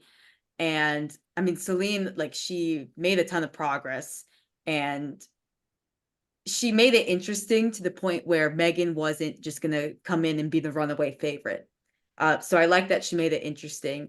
And they both they both are super fiery competitors. Like they're dogs. You know what I mean? And Celine had made a post saying, consider this day one of 365. So her goals are not going to change. She's still trying to make it to the Worlds team. So we could see potentially a rematch between the two next year, or potentially Megan, we'll get into this later, but she's the favorite going into Worlds. The Sheffield qualifying total, I think it's like 530 or so. So I imagine she could hit over that. But she's got some contenders. She could go to Sheffield, and then she might be in a situation where she might have to come to PA Nats to battle out with Celine, or she might just leave her total, say, hey, if Celine can beat that, then she gets the spot. So that's looking ahead way far. But it was a phenomenal performance on the day, especially when we find out the background information that she'd gotten sick and really had to adjust the game plan. Here's something that also take into account. Celine is 10 years younger than Meg. She's going to have her day. Oh, She's yeah. got to hang in the pocket. Where was Meg 10 years ago? She didn't accomplish any of this. Celine just needs to hang in the pocket, keep working. They were close. Celine picked up a couple of those lifts she missed. We're talking a toe-to-toe battle. She's not terribly far behind, and it's tough. But if this was if we took all those ladies from Italy and from around the world, Celine would have been on the podium somewhere more than likely. She's a podium threat. She would be vying for the gold maybe. And how good would she feel leaving on the podium at Worlds? Well, she has the talent and the ability to. She's got to find her pathway. Hang in the pocket. Your time's gonna come. It's all gonna come to fruition, but it's gut check time. And also, welcome back, Brittany Suplicki, I who was went just going to say 9 for that. Yep. 9, 470, came back from injuries, has won titles and battles in the past as well. A veteran of the game, and it was nice seeing her, and she had a hell of a day. So happy to see that. And are you guys ready for the 69s? Let's Probably the battle of the women's side. Holy freaking smokes. This was definitely the battle for the women's side. We knew this going in, but Gabby Martinez rising to the occasion. You had Chelsea Savitt, Jackie. I mean, this was a close one. Gabby Martinez, though, as Matt always says, you go 9 for 9, you're going to be tough to beat. 553 in the 69 kilo class, and Gabby Martinez weighed in at 67.95. That's a big advantage for her going into Worlds, not having to cut, not having to worry about cut. I got you. Neither does Gara, neither does Leah. All those ladies, though, not having to cut. When you're traveling and you take a flight, you're going to retain water when you fly, and it's a lot more difficult in those intangibles. She could eat into this, but she was under stiff opposition. Chelsea Savitt was not going to let her usual world team spot go quietly. Right up until the last deadlift, she was a contender, trying to put herself in a position to force Gabby's hand where she has to hit her third. Chelsea ended up missing her third deadlift. Gabby ended up going 9 for 9, and there's a bit of a spread there anyways. But until the end of the deadlifts, it was tight. You didn't know if Gabby was going to miss her hit. And Chelsea was not missing. Not until the very end. She applied the pressure she needed to apply. Chelsea is as hyped up a lifter as you get. The war paint was on her face. She smacks her face before she comes out the deadlift, and there's chalk all up inside down the sides of her face. And it's funny, we're in the warm-up room, and it's either her boyfriend or her husband was there back there, and uh, she was saying, people are asking me about the chalk on my face, and I'm like, I don't put it there on purpose. I smack myself in the face to get myself riled up. And then her husband's like, yeah, but it's been an hour and it's still on your face. So there's a little bit of showwomanship to it as well. Let's be honest here. There's application, but there's also showwoman as well. But yeah, great battles there. Jackie staying close, just 4 kilos behind Chelsea, applying pressure from the third position, so she had to hit as well. This was a great battle. What do you think, Adriana? Do you want to jump in here first? Yeah, sure. I mean, the squat battle just on its own was phenomenal. I mean, you see 6 of their attempts in a row. They all broke the American record on their second attempts, all broke it on their third attempts. And I think what made this such a great battle was the execution from all 3 ladies. Like it's not one of those battles where, oh, maybe Gabby's missing lifts and someone is able to jump ahead. Like they all executed to the very end, to the point where I don't remember who was going first between Jacqueline and Chelsea, but they were both pulling for the win. Now Gabby had not gone yet, but her total was somewhere around 540, and they were both pulling to overtake that and force Gabby's hand. Yeah. So it was a really great battle. I think by the time deadlifts rolled around, even though they were pulling for the win, Gabby was kind of the favorite, given that she had done 230 in training and she had the advantage of pulling last. But I'm excited to see Gabby at Worlds. I'm also excited to see Chelsea and Jacqueline. I don't know what meet they're going to do. I think Jacqueline had come out and said that she will likely do the SBD Raleigh meet. And I'm glad that they're coming out with these like big meets, or the SBD meets, so that these people who are such high level competitors, I mean, you put Chelsea, you put Jacqueline on the world's team, they have a shot at hitting the podium similar to Gabby. And I'm just glad they both, and other people, Celine included, Devin Williams, all these people who are world-class lifters, but they're not going to make the world team. They have this opportunity to have a meet in between. You don't have to wait a whole year before trying again, or before, showing out and having a good performance. So I'm happy they have that opportunity. And for Gabby, I think I don't think she's going to be in contention for first place unless Carola and Leah miss some lifts, which is unlikely, but it's a World Games year and World Games qualifying year. And she's going to be in a fight to hit the podium between her and between other lifters. I won't turn this into a Worlds preview, but she's got a battle in her hands to hit the podium. Matt, what do you think? The ladies played it well. The squad event was sensational with the record being tossed around. And to Adriana's point, they played it well to try to force Gabby's hand. Gabby had the artillery, though, when it came to a shootout. But they pushed her. They set it up to push her if they could have hit those final lifts. But as it played out, it wouldn't have mattered. No, but look, as a fan of the sport, this is exactly what you want. You want 3 people who are really close, 8 for 8, right? And it coming down to the fight. That's exactly what you want.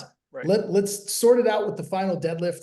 And clearly Gabby was the strongest. I mean, had her signature performance, 9 for 9, 4 PBs, every single discipline. And she's, now made the national team, and she's walking into Worlds with the 4th biggest total ever done in the 69 kilo class. And oh, by the way, Agatha Shitko's not going to be there. So we only have to contend with, of course, I say only in air quotes, Leah Bavois and Carola Gara. But as Adriana said, I mean, you've got Marta Jenner, Clara Perot, Annie Nelson. I mean, my goodness, you know what I mean?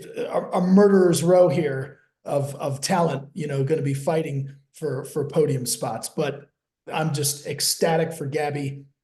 She's just a wonderful person. It's been a long time coming for her, and just really, really happy that she was able to punch her ticket to Worlds. Moving into the 76s. And this one was a little bit, it's a welcome back moment for Chloe Dublin, essentially. She hit the bar earlier in the B group. And let me pull back up what she had posted here. Posted up a 548.5, which is respectable. Now, Crennan from Joey Flex's squad came out to 197.5, heavily hyped. She's definitely the favorite to take this, but she would have to have an on day, miss 212.5. And at that point in time, I remember thinking, and it looked like it might have been strength, but you can't tell. Rocked back on her heels on that second squat and dumped it. She had to get caught. She had to get grabbed there. And I mean, if you miss a lift on depth or a command or something like that, that's one thing. But at a day when Chloe Dublin posted up what she did, and so there's a little bit of pressure there. And on a day that you had Dana also in the hunt as well with a monster deadlift, so there's pressure there. Ended up not working out that way. We'll get into that in a second. But there was possible pressure from different points. And I asked Crennan back in the warm-up room, how are you feeling? And she was very honest and forthright and said, I am nervous. Her hype coming into this event, massive influencer in the fitness influencing space, not necessarily powerlifting, massive influencer, brought a lot of attention and eyeballs, tons of hype on her. Coming from the Joey Flex squad, the Flex crew, which is heavily hyped, tons of world champions, Sheffield alumni. So there's so much pressure on this young lady who hasn't been tested in a sporting sense yet like this. Not like this. Not with the world championships hanging in the balance, world games after that, Sheffield after that. So much on this one performance. And here she is in the warm-up room being attacked by multiple angles here. And she was honest. She's like, I'm going to be honest. I'm nervous. I'm feeling a little bit nervous. And she's like, if I get the Worlds, who do I got? And I'm like, oh, let's talk about that after. Because don't look up. I get the shit go right now. Don't look up Carlina right now. Don't worry about that. You don't need to. I was like, she's like, you're right. So you can tell her mind's all over the place. When you have this kind of hype on you, you almost feel like I have to make it to Worlds. I have to do this. I have to do that. So when I asked her afterwards, what happened with that second squat? She's nerves got me. Lose a little concentration. It happens. Rock back on her heels. Couldn't recover form. And she missed it. Comes back like a champ, though. And this is where, if you're nervous and something like that happens, it can completely go off the rails there. And you can never fully recover. Because your worst fear on your second attempt, you start missing. If she kept that going, she was never going to recover, never going to make Team USA. Now she's checked. And you want to get chin checked now before you get to the World Championships. And you have monsters like Jessica Bittner, Agatha Shitko, and Carlina, who are all world champions. All of them are world champions. They're not afraid of nothing. They've paid these dues years ago. And Crennan, somewhat, if you will, learning on the job. Well, this was perfect trial by fire for her. It's a good thing that it all played out the way it did. Now she can glean some confidence from this. Comes back in her third attempt, hits 212.5. Like, why did I ever miss it? It looked like an appropriate second attempt from her after that. And going into the bench press, Joey Flex and the team knew she's a little rattled. We regained form. There's no need to keep going for PRs.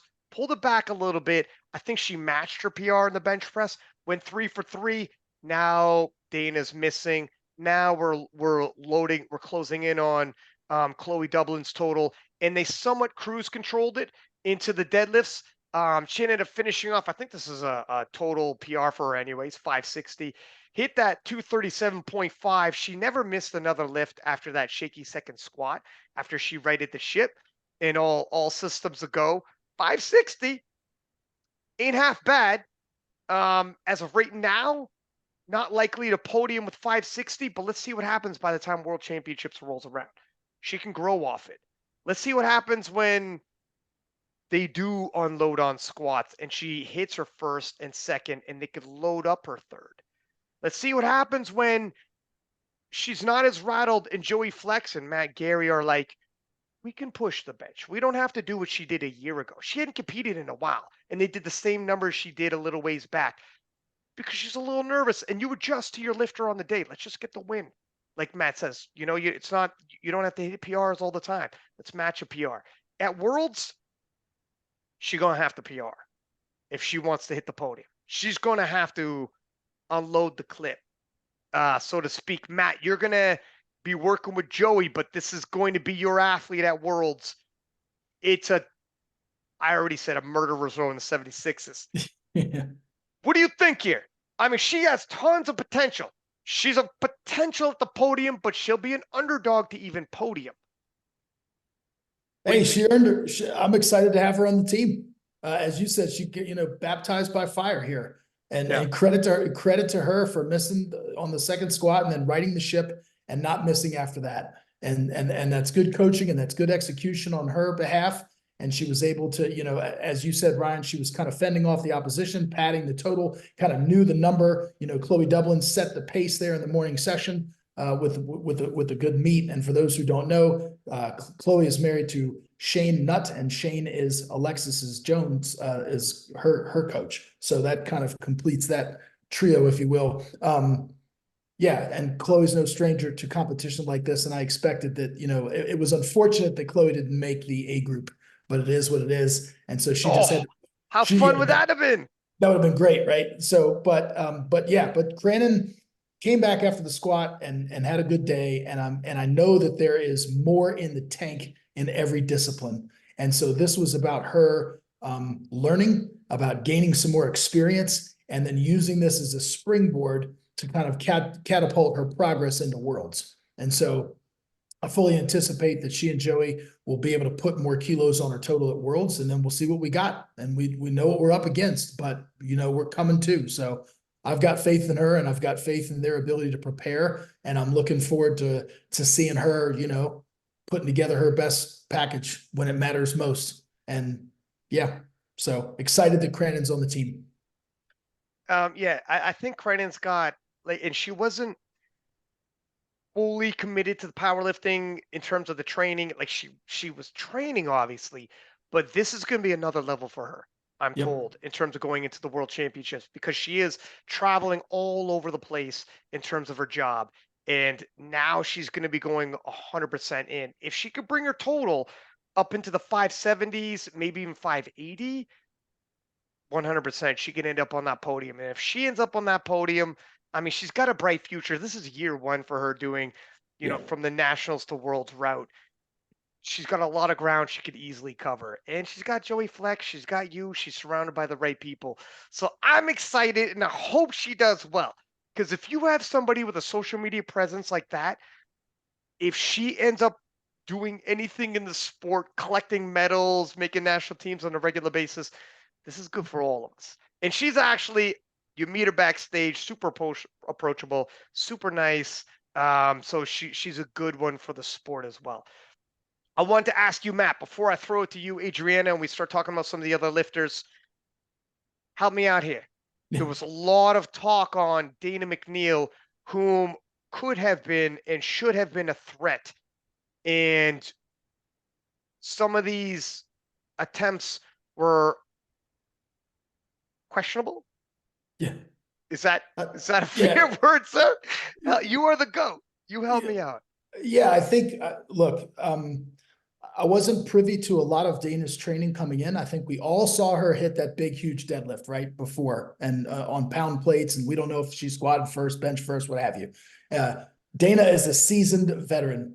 She lives in Japan. She travels the world. She's in the military. She's been to Worlds before. She's done the dance with some heavy hitters. And so she's no stranger to fierce competition. There was just, in my eyes, some very questionable attempt selection. She jumped 7.5 kilos from the first to the second one, and then 15 to the third. And so typically, the progressions are either get smaller as you work your way up, or they're equal. So if you take a 7 presumably your biggest attempt that you would take from second to third would then be followed by another 7.5 kilo progression. And when I saw her second one at 195, that's exactly what I was thinking. I was thinking, go to 202.5, because I believe her PB in the squat, or that would match her PB. So I'm thinking, hey, match a PB there, so that was kind of, so when 210 went up on the board, I was just shocked, quite frankly. And then the same thing happened in the bench press. And so, and when you miss a third squat on strength, you have to understand that that's going to fry your back.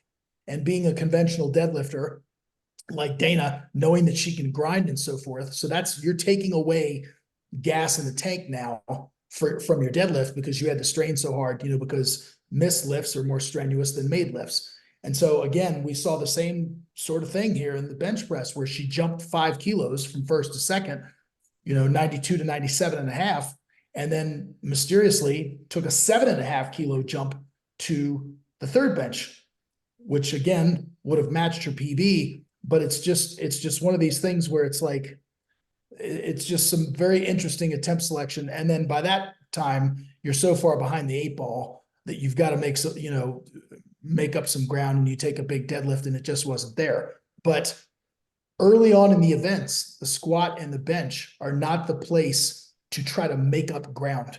When you've got the big deadlift, you need to go 6 for 6. You're not a subtotal specialist. That Cranon is going to be significantly ahead of you. So you need to use all 6 bullets in your gun, just hold serve in those first 2 disciplines, and then play the game, because that you've got the biggest pull and you're going to pull last.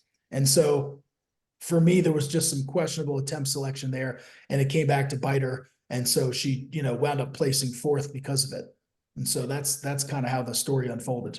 I know some nations, when you're the coach, if your lifter's coming in nominated a certain number, and after the world championships, you're well below that, they're asking for a report. What happened here? What attempt selections did you do that you ended up, for Dana to have finished off the podium was not the way the script was supposed to go.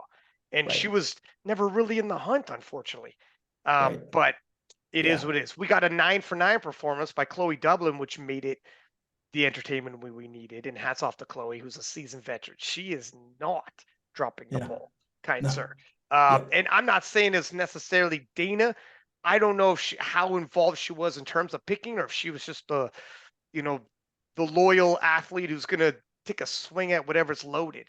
But some of these attempt calls weren't exactly, there were some questionable calls, because if you missed, you were so far back, or just it was so far ahead of the PR matching it. I don't know. It is what it is. You can't go back in time.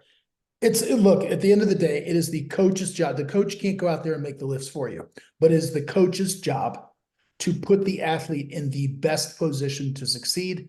And I don't feel like that was done. Yeah, and that's fair enough. And Jessica Kinney, beating out Dana to get onto the podium, only missing one of her benches. Her last bench was only 2.5 kilos. So she stayed in the pocket, and Jessica capitalized. And this is what happens. Claire's eye, missing some lifts here and there, missed her third squat, missed her third bench, missed her opening pull, went up 10 kilos anyways, and ended up with 515.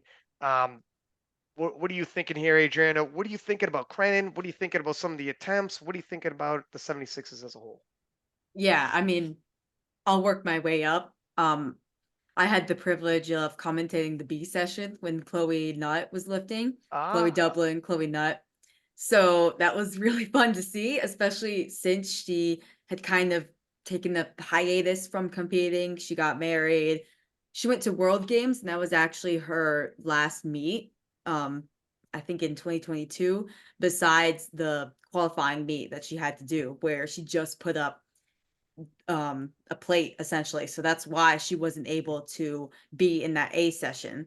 So it was really exciting to see her take American record squat, American record bench, and American record total from the A session. And she did her job. She just went 9 for 9, put up a big PR total that was enough to place silver in the class. So that was really exciting to see. And it would have been more exciting if she was in the A session. Yeah. But it is what it is. Like, phenomenal job from her. And she's not gonna, I mean, she's in med school. Like, she's a busy girl. And clearly she's still able to make progress, and it's going to be exciting to see her future. And then we have Cranon, and yeah, the second squat gave me a big scare. Because I was like, oh my God. And that was before Dana had put in her third attempt squat. So we didn't know how her attempt selection would play out. But at that moment, I was thinking, like, is Dana gonna pull off the upset here? Like, it was a big deal. But she was able to rally back, hit as we said, 560, punch her ticket to Worlds. And I just think it's so interesting and rare to have such a talented athlete who is so new to the game and so like almost clueless, because she had asked you like, who do I got at Worlds? Like, who am I going to go up against? Like, do I have a shot for the title or what? And that's just like insane to think about. Especially considering she's only been competing for like 2 years, and she's Yeah, come this. she's such a special talent. Think about in 2 years, here we are. In Mhm. 2 years, it's happening so fast. She doesn't even know who everybody is. Yeah, She's exactly. but she gonna find out. But Mhm. Yeah, unfortunately, for you gonna sure. find out. However, she's special, man. In 2 years for her to be where she's at, and we're talking 2 years, she's lifted, she's committed, but she's not like Agatha Shiko was doing 6 SBD days a week. 6 SBD days a week. That's Agatha Shiko. Crenan's committed, but her last year was not 6 SBD days a week, my friend. I mean, I think Crennan though will find a gear. I think Worlds is going to light a fire in her. She's going to get a taste for it, and she'll be like, "Oh my God, I want more." And then if she gets close enough, if Matt and Joey can get her on the podium, and she's like, she starts doing the math. What happens if I went to Sheffield? This is what we need. We want Crennan because 2 years deep, she's already here. She's got a potential. She can make it happen. She can make a push anyways. It's just get her on the podium. Let's see what happens. No pressure, Matt. But this is for the for the good of the sport. Anything else we should say about the 76s here? No, sir. Let's move on to the 84s. Tiffany Savage. This is big body flexes athlete, also getting 560. Had a banner 9-for-9 day, hitting PRs all over the place. And Tiffany taking the 84 kilo title. Of course, Amanda Lawrence is the 84 kilo GOAT, performed at Sheffield and has that spot. Elisa Tesler coming in second, and Marissa Rulin coming in the bronze medal. And these ladies are going to have to work out which pathway they're going to take. Because yeah, Amanda Lawrence is definitely going to be in Lithuania, but we do have other pathways for these ladies, like the North American Championships and several other SBD events.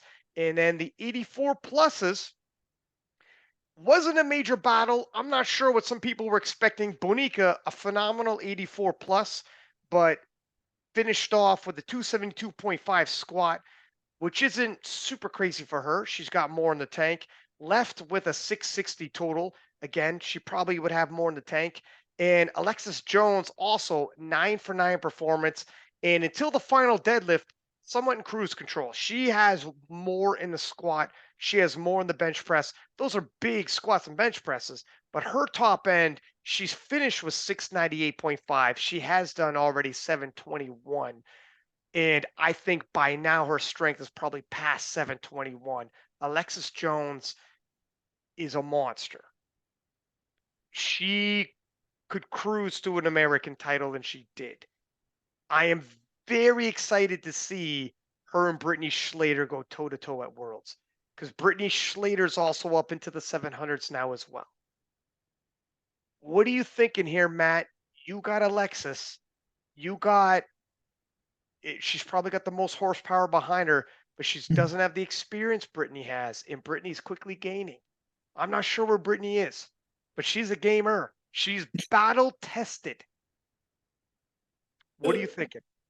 First of all, make no mistake about it, as I will continue to beat this drum. We are not taking anybody lightly.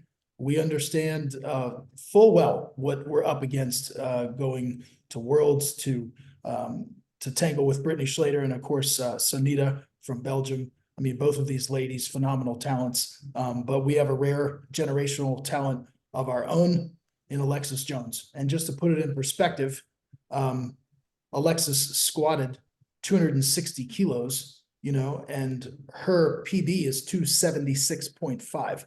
So Yeah. we're talking about a number that is probably below what she would normally take for a second attempt. And that's what she finished with. So she was essentially on cruise control the entire day. She did, hit a 166 bench, which by the way is a kilo over, I believe, the current world record. And then of course she loaded up and pulled a big deadlift at the end, hitting a PB deadlift. But on paper, she will go into Worlds as the favorite, and rightfully so. But this will be her first international meet, and I know that she will be up to the challenge. And I'm very, very confident with Alexis, and quite frankly, there's nobody that I would rather take to Worlds. So ecstatic that she is on the team. You got a solid really, team.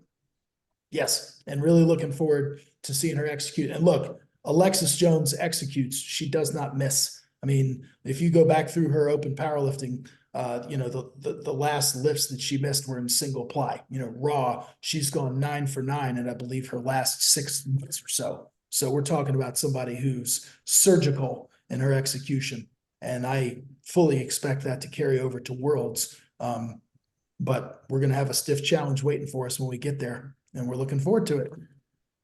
Adriana, what do you think?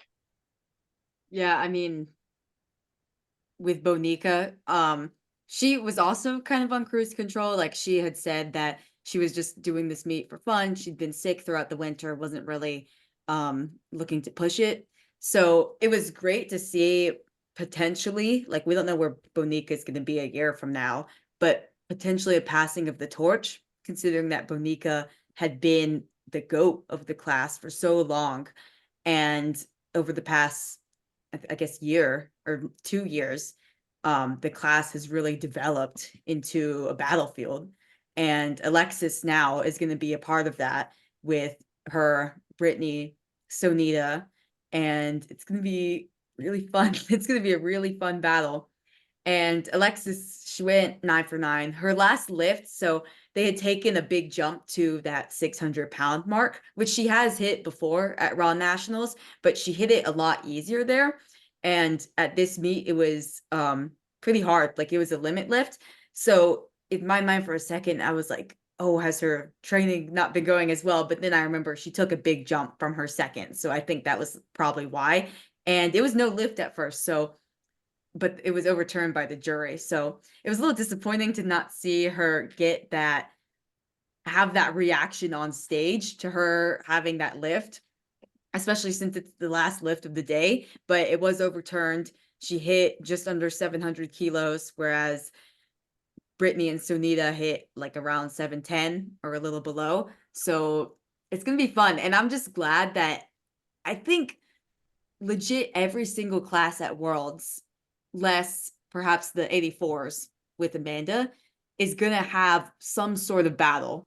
Even if it's not close, like say between Austin and Shell, there's almost no class besides Amanda and the 84s where someone is just the runaway favorite by like 100 kilos. So I'm just glad that especially the classes at the extremes, so the super heavyweights in the 84 plus, the lightweights in the 47s, the lightweights on the men's side in Wasker in the 59s, every class has developed into something that you've got to watch.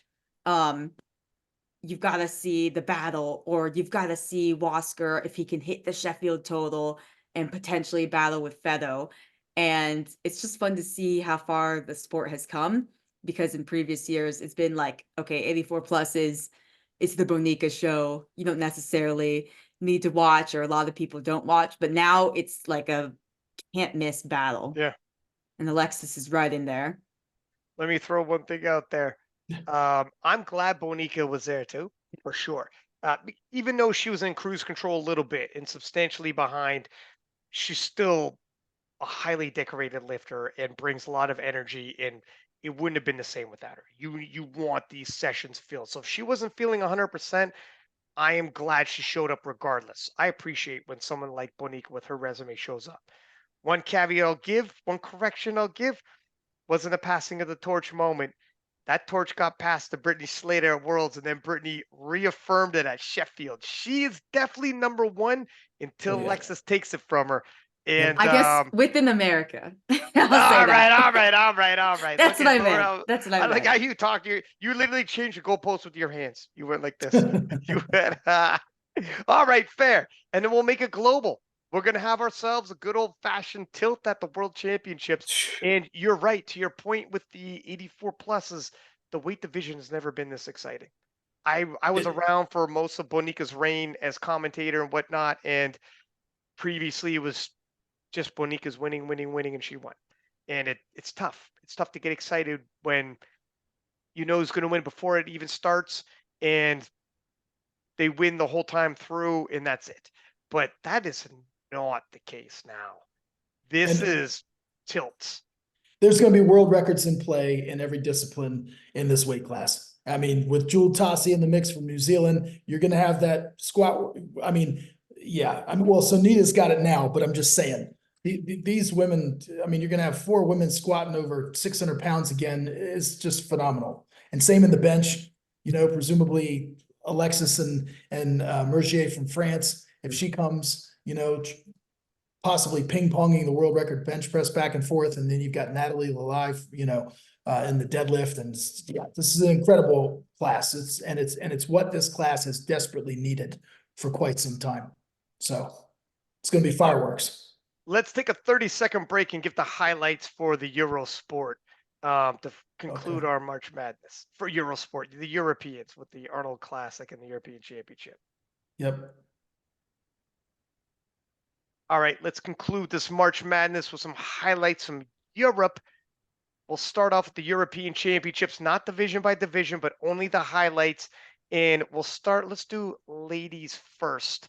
And I think you were saying in the 63s, Chiara Bernardi didn't have the greatest of days, 512.5. That's definitely below her previous personal best. And we would expect her to be hitting PRs, but Serenaldi from Italy, able to capitalize and net herself the 63 kilo European title. In the 69s, another of note performance, Mart Jenner, 540. Mart has all the potential in the world, but she's been floating around that 540 range for a couple of years now. And we need to see progression.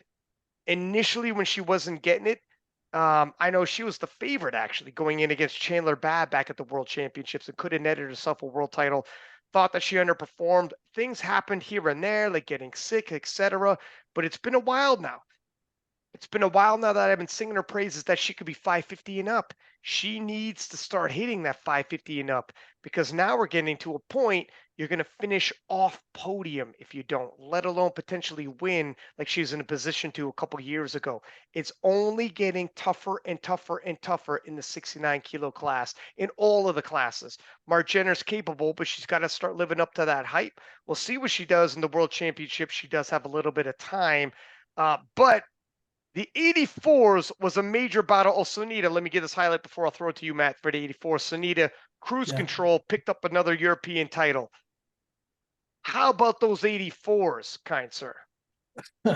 We've got 2 juniors from Great Britain, which are just absolutely unbelievable. I mean, freaks in Arolove and Gianna Azaraya. And the 2 of these went toe to toe. And as you notice, if you're looking at the results, it was decided by body weight. And so I was very curious when I looked at the live stream. I just wanted to make sure that the division of labor was appropriate, and it was, because Paul Marsh was coaching one of them, and then there was another gentleman coaching the others. But this went toe to toe, absolutely down to the last lift. I mean, Arolove only missed her third bench at 107.5. And I know that I think she was coming in, or she'd reported in her stories that she was a little bit dinged, but you'd never know it because she totaled 583 kilos. And so it was quite interesting to see just having these lifters, you know, Arolov going 5 for 6 and Gianna being 6 for 6 going into the deadlift, and then both of them opening up at the same number. And so that's kind of interesting. And Arolov having the lot number advantage, having the higher lot number there, 5 versus 4. They both opened at 237 and a half. And you just got the sense in watching their deadlifts. They both smoked their openers. They both jumped 12 and a half kilos to 250. And then that's when things kind of began to reveal themselves, because Arolov's second deadlift just looked, at my eyes, significantly faster than Ziana's deadlift. And so you saw Ziana just make the 8-kilo jump to go to 258. And then Arolov came out and wham, bam, thank you, hits, world record at 263. And so we're talking about two juniors who, while they're not, yet entering into the realm of an Amanda Lawrence in total, they're certainly, trying to kick that deadlift door down. And so it's just really exciting to see two juniors on the rise, going toe to toe, battling it out. And it just coming down to body weight, and it's all you could really ask for. So that was a really fun battle to watch. I would encourage you, the listeners, to go back and watch the live stream, because that was must-see TV between these two juniors. You got to be careful entering into a deadlift battle with Arolov. I'm telling you right now. Things have gone sideways. If it comes down to deadlifts, you're neck and neck, and it's a good old-fashioned deadlift battle. You want a little bit of a buffer there, because she's got some serious pulling power. Both those ladies are phenomenal. I'll give a quick also shout out to Pal in the 57s from France, taking the title, European title, and Cami from France taking the 52-kilo title. Alexandra Arenatovic from Serbia not having the day she wanted, but Cami, former junior world champion, taking the European title in the Open, and Annalisa in the 47s taking that title for the Europeans for the Italian team at the European Championships. And Leah Schreiner taking the 76-kilo title. I could do is give the highlights in terms of who won what. And Team Italy, if you're interested in the team points, clinching the European Championship for the women's side. I don't know if that's an upset or what. I thought probably I would have been leaning a little more towards France, but it all depends on who sends who. And Right. Italy sent their big guns and took it. Great Britain coming in second, and France coming in third, followed by Germany and the Netherlands.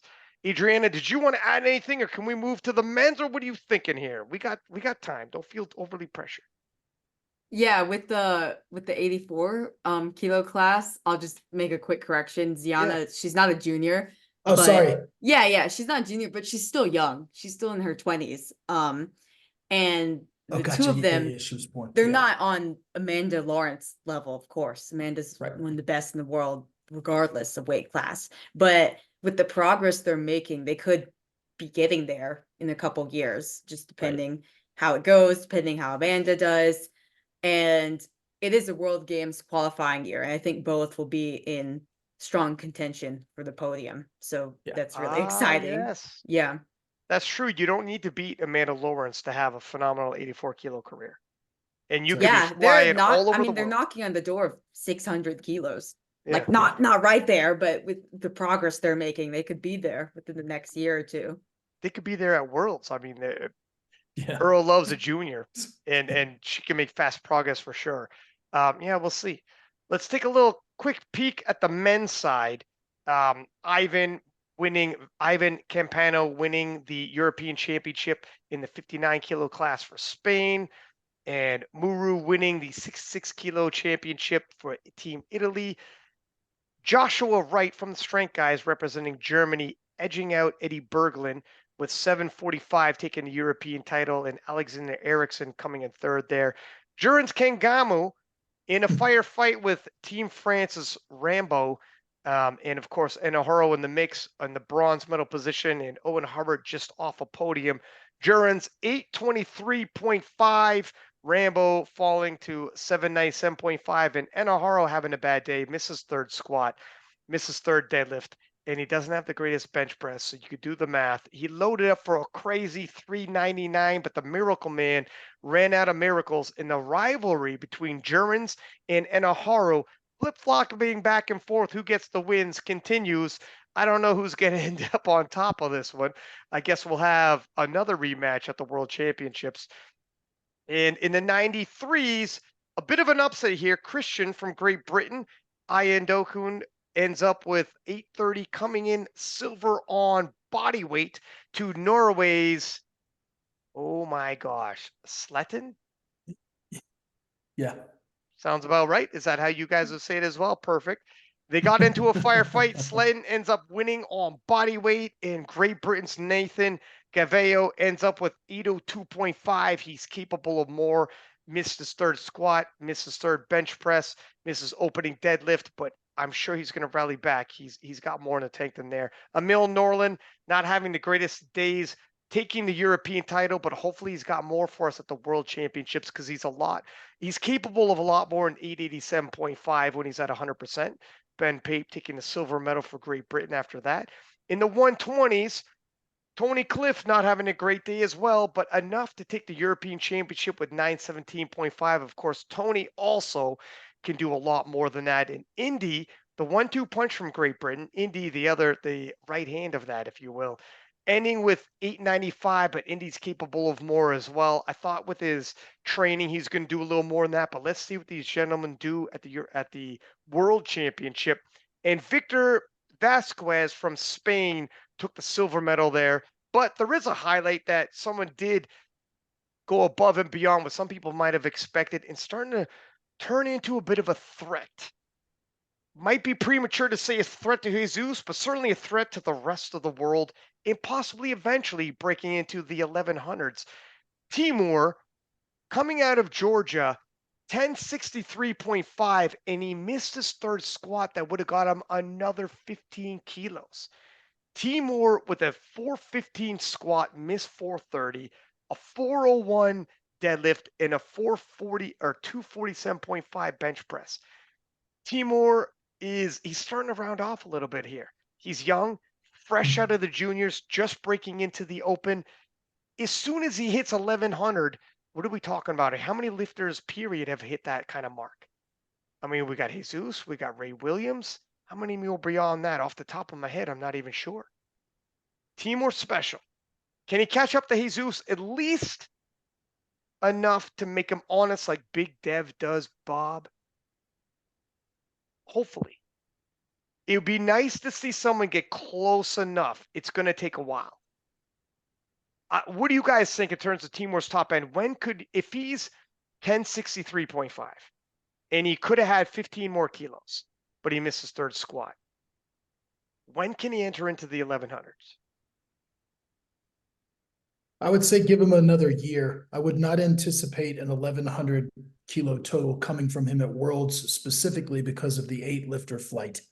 I mean, that's going to wear heavily, pardon the pun, on these bigger, heavier lifters.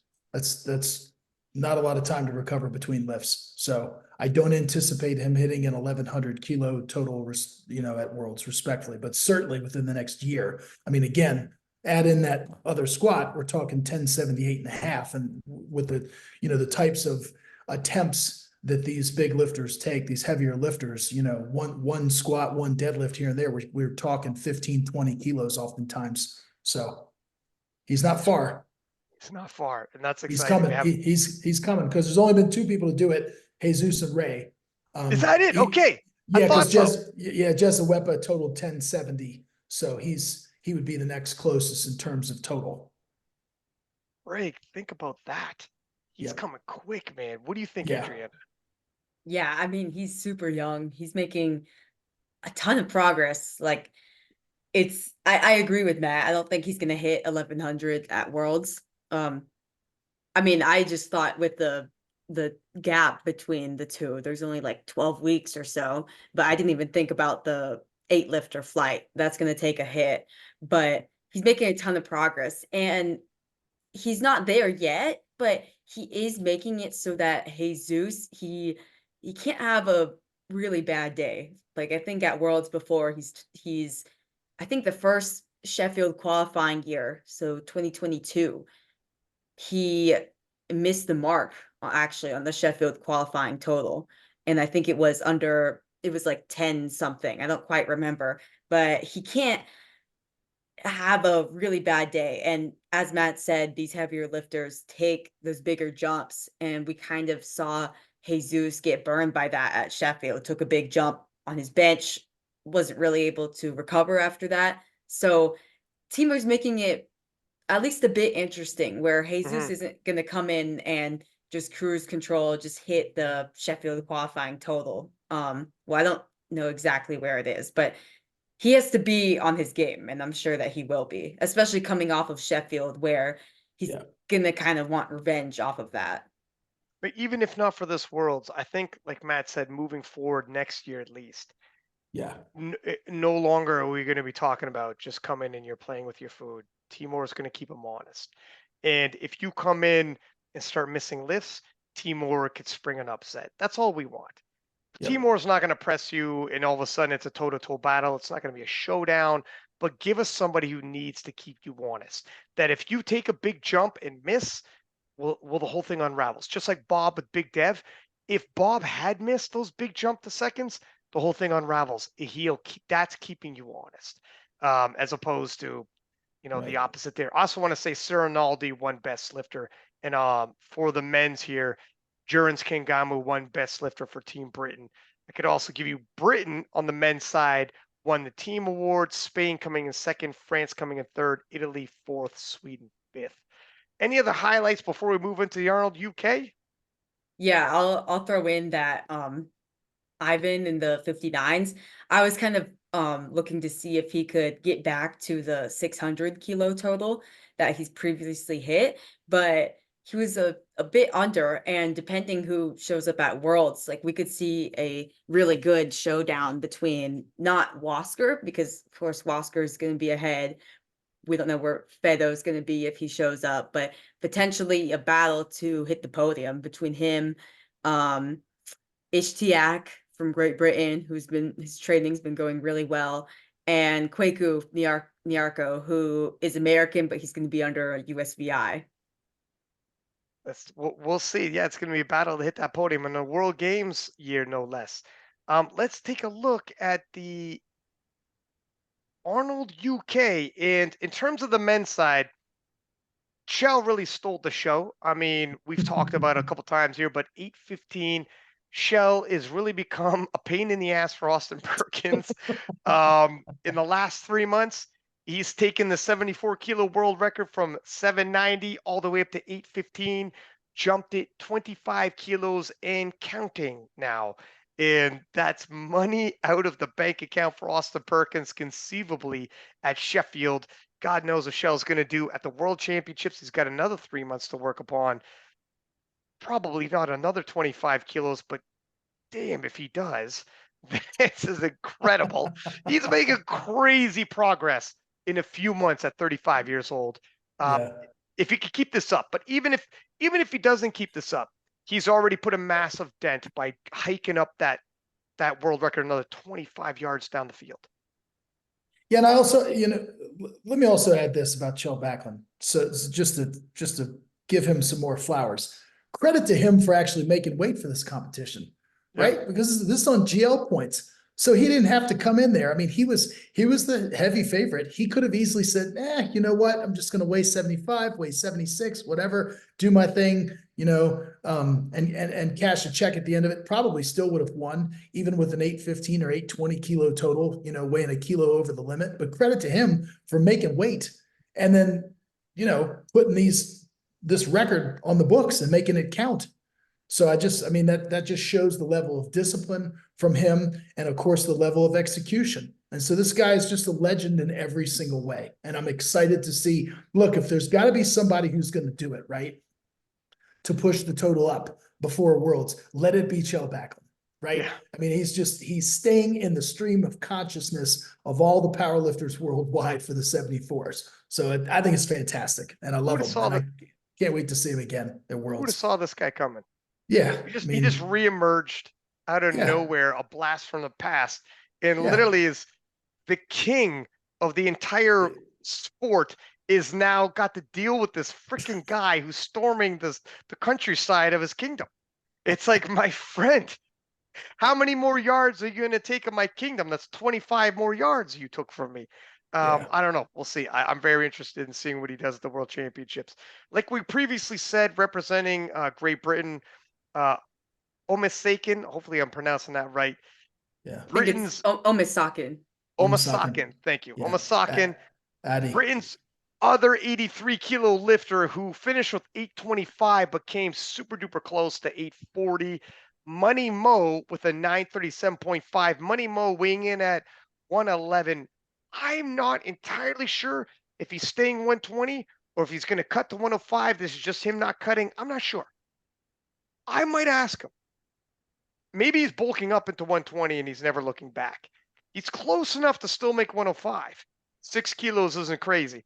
I would have to. I'm gonna. You know what? Let's put a pin in that one and let me. I'll ask him at some point and update the listeners. But now I'm interested. Yanis Buchu, France is 83, 810, a respectable 83 kilo total as well. It's getting more and more common for these lifters to go over 800 kilos. And at the World Championships, we're going to have a slew of lifters 800 kilos and up. And Yanis has got a big deadlift himself. He's taken the deadlift world record previously.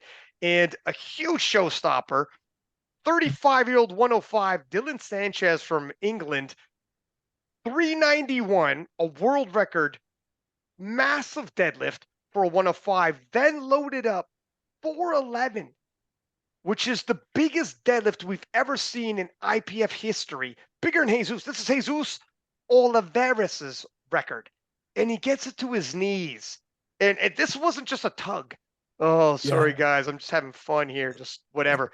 This was a legitimate attempt. This was legit. He got it to his knees, maybe even a little above. A freaking deadlift phenom, the likes of which, if he can continue down this pathway, he's like Enoharo, and he pulls conventional though, so he's going to get a lot more love if he can keep this up. What do you guys think about the men's side here in terms of the Arnold UK? Go ahead, Adriana. You can start. Okay. Hmm. Yeah, I mean, you already harped on a ton of the lifters, but Shell really gonna make Worlds exciting, as we've said throughout the podcast. And Ade, I'm just really hoping that he gets on the Worlds team spot, and Jurens does too.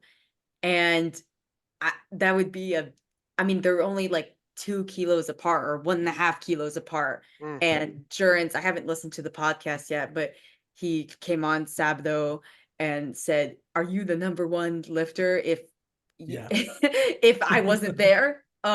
Which is an interesting talk. Like, I think Ade had even lifted after Jurens. These competitions were occurring at the same time, but I think Ade had lifted like the day or two after.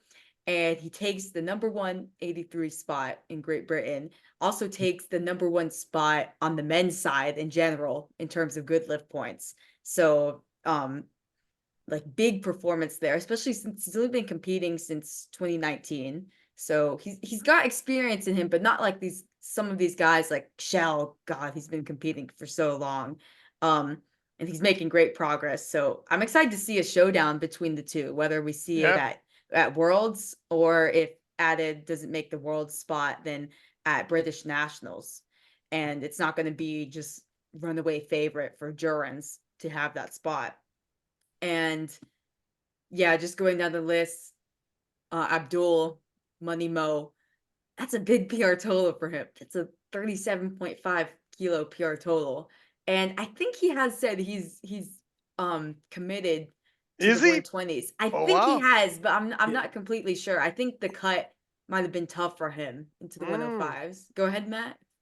Oh no, I was just gonna say, I mean, I agree with you. Talking about Mo, he had the meat of his life. And if you watch that live stream, I mean, he was in rare form and in top form and looked happy. And we all know how energetic and charismatic he is on the platform. I mean, he carried this body weight so well. I mean, he looks like a freaking bodybuilder as is, you know what I mean? So he just came in there and made lifts and just executed like, I mean, this is his signature performance. I mean, he knocked this thing so far out of the park, and the body weight suits him well on his frame. He can accommodate it well. And I think, yeah, I see no reason. I mean, look, you know, he should be happy lifting at this body weight and just continue to pack on some kilos. I mean, he out-totaled what Tony Cliff did at Europeans. And that's no true. disrespect toward Tony. Tony knows how much I love him. I'm just saying that this was a phenomenal performance by Mo, and it just looks so natural. Everything, the lifts just came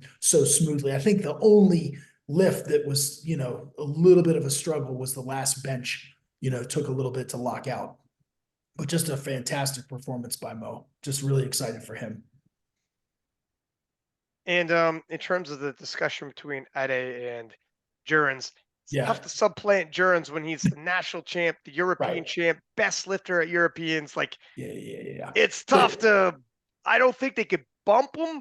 Maybe an addition as well as, and I would love to Right. see both those Brits end up in the 83s because I think both could. The selection is weird. Yeah. Because I think Ade didn't do the selections competition, okay, but that's another I check for think Jurgens. both of them could get on. I think it's just up to Paul Marsh. So we'll I have would to lo- see. to- I would It love to see them both on. Yeah, I think it looks like Ada did do the British selections competition, but he Oh, okay. competed. He didn't make weight. He missed That's weight. what it was. He Or- weighed yeah. in like 0.2 over Yeah, 0.2 83. exactly. So it makes 80s. it kind of sticky for the head coach to put him in. Right. He's definitely not going to bump Jurgens Yep. now. No, the more info no, I I'm getting, don't think he would bump Jurgens, but No, I just want to see both of them in. 100%. 100%. Yep. All right, let's take a look at the women's side. I got the Shitko checking in with a 599.5 total. I mean, for her, I'm expecting more in this. The World Championships as a 76. The scales, I'm told, were slightly off. I don't think there's any official statements, but this is what's rumored. So if you're looking at the results and you're wondering why she's Yeah. at 69.8, but she said she's going up to 76. She's actually heavier than that. Bobby Buthers looks like 53.2. Some people in my DM saying, is Bobby pulling an Evie Corrigan? She's not. So 482.5 is a 57 is probably whereabouts you would see her. Joy Namani, again, she's not returning to the 57s. She's probably a full-fledged 63, but she weighed in at 58.3, but 502.5, respectable on her end. Emilie Martin from France in the 52 kilo class with a 450. I don't know with the scales if she was under 52 or a small 57. I think So it's typically she's a 57, but she has competed in 52s before. I think she's kind of in between. As a 52, But with the scales, yeah. as a 52, 450s right up there, podium threat. It's a 57, you're not getting to the podium or probably top 5. I don't know.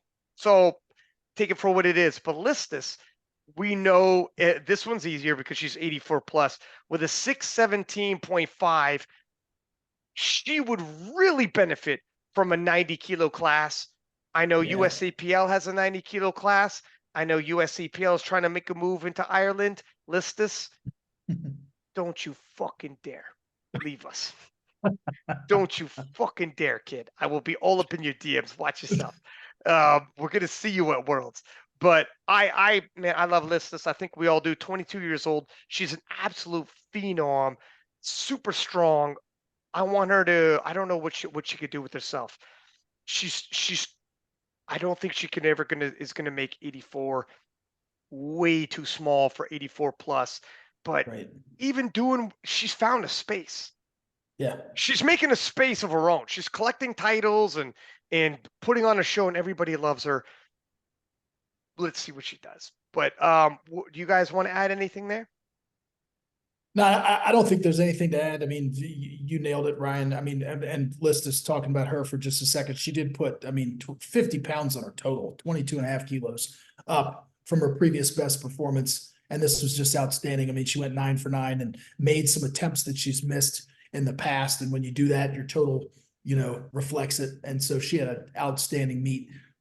really excited to see her do well. Like you said, she's kind of in this no man's land of like, she's a tweener, you know what I mean? So, but anyway, just keep, yeah, like you said, Ryan, stick with us, keep lifting, keep getting stronger. Agatha put a couple kilos on that deadlift. You know, we saw her set the world record deadlift in the 69s at Sheffield, and now she tacked on just a little bit of kilos. So it's going to be really interesting. Again, not a preview show, but really interesting to see coming down at Worlds with Carlina, you know, so that's going to be a battle for the ages, I believe. Yeah, Agatha to be back to back, essentially 600. I mean, this is 599.5, right. but It's the same back to total. back, she's consistent now. Yep. Now she's consistent. And this is Yep. probably cruise control for her because she did it as a 69. Now she's a 76 and she's still doing it. When Worlds comes around, she's going to need a heck of a lot more. This is going to be a hell of a battle between her and Carlina. What do you think there, Adriana? Yeah, I think you both did well. Not too much to add, but Agatha, it's just crazy to see her compete so often and do so well, regardless. Like, I mean, this is just a month after Sheffield, and I think I'll just throw in there with Bobby. I was one of those people who I thought she was going down to I was like, is she pulling an Evie to Evie? Is she gonna go against Evie? Because that would be great. But she's staying 57s, and we keep saying this point, but it keeps being relevant. It's a World Games year, and she hit a big deadlift, like a big deadlift for her. Previously, she'd been around like 182.5, 185, and she went 9 for 9 here and hit 190. So she's going to be in fight for that podium spot, given that Jod and Natalie are kind of a step ahead, but she's going to be in a battle for that 3rd place position.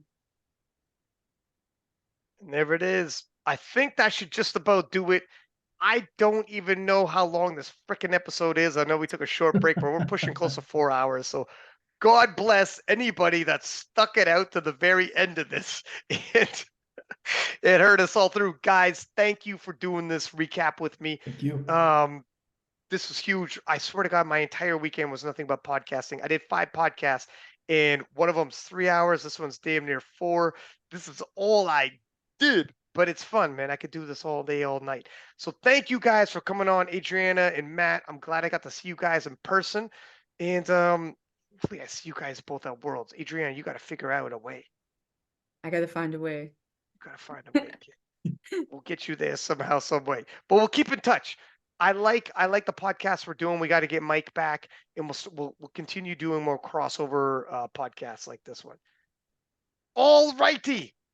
Until next time, everybody who's listening, please do subscribe both to this and Future of Powerlifting, and give us high ratings, both King of Lifts and Future of Powerlifting. And until next time, 6-pack Lapadat, 6 up. And we are out.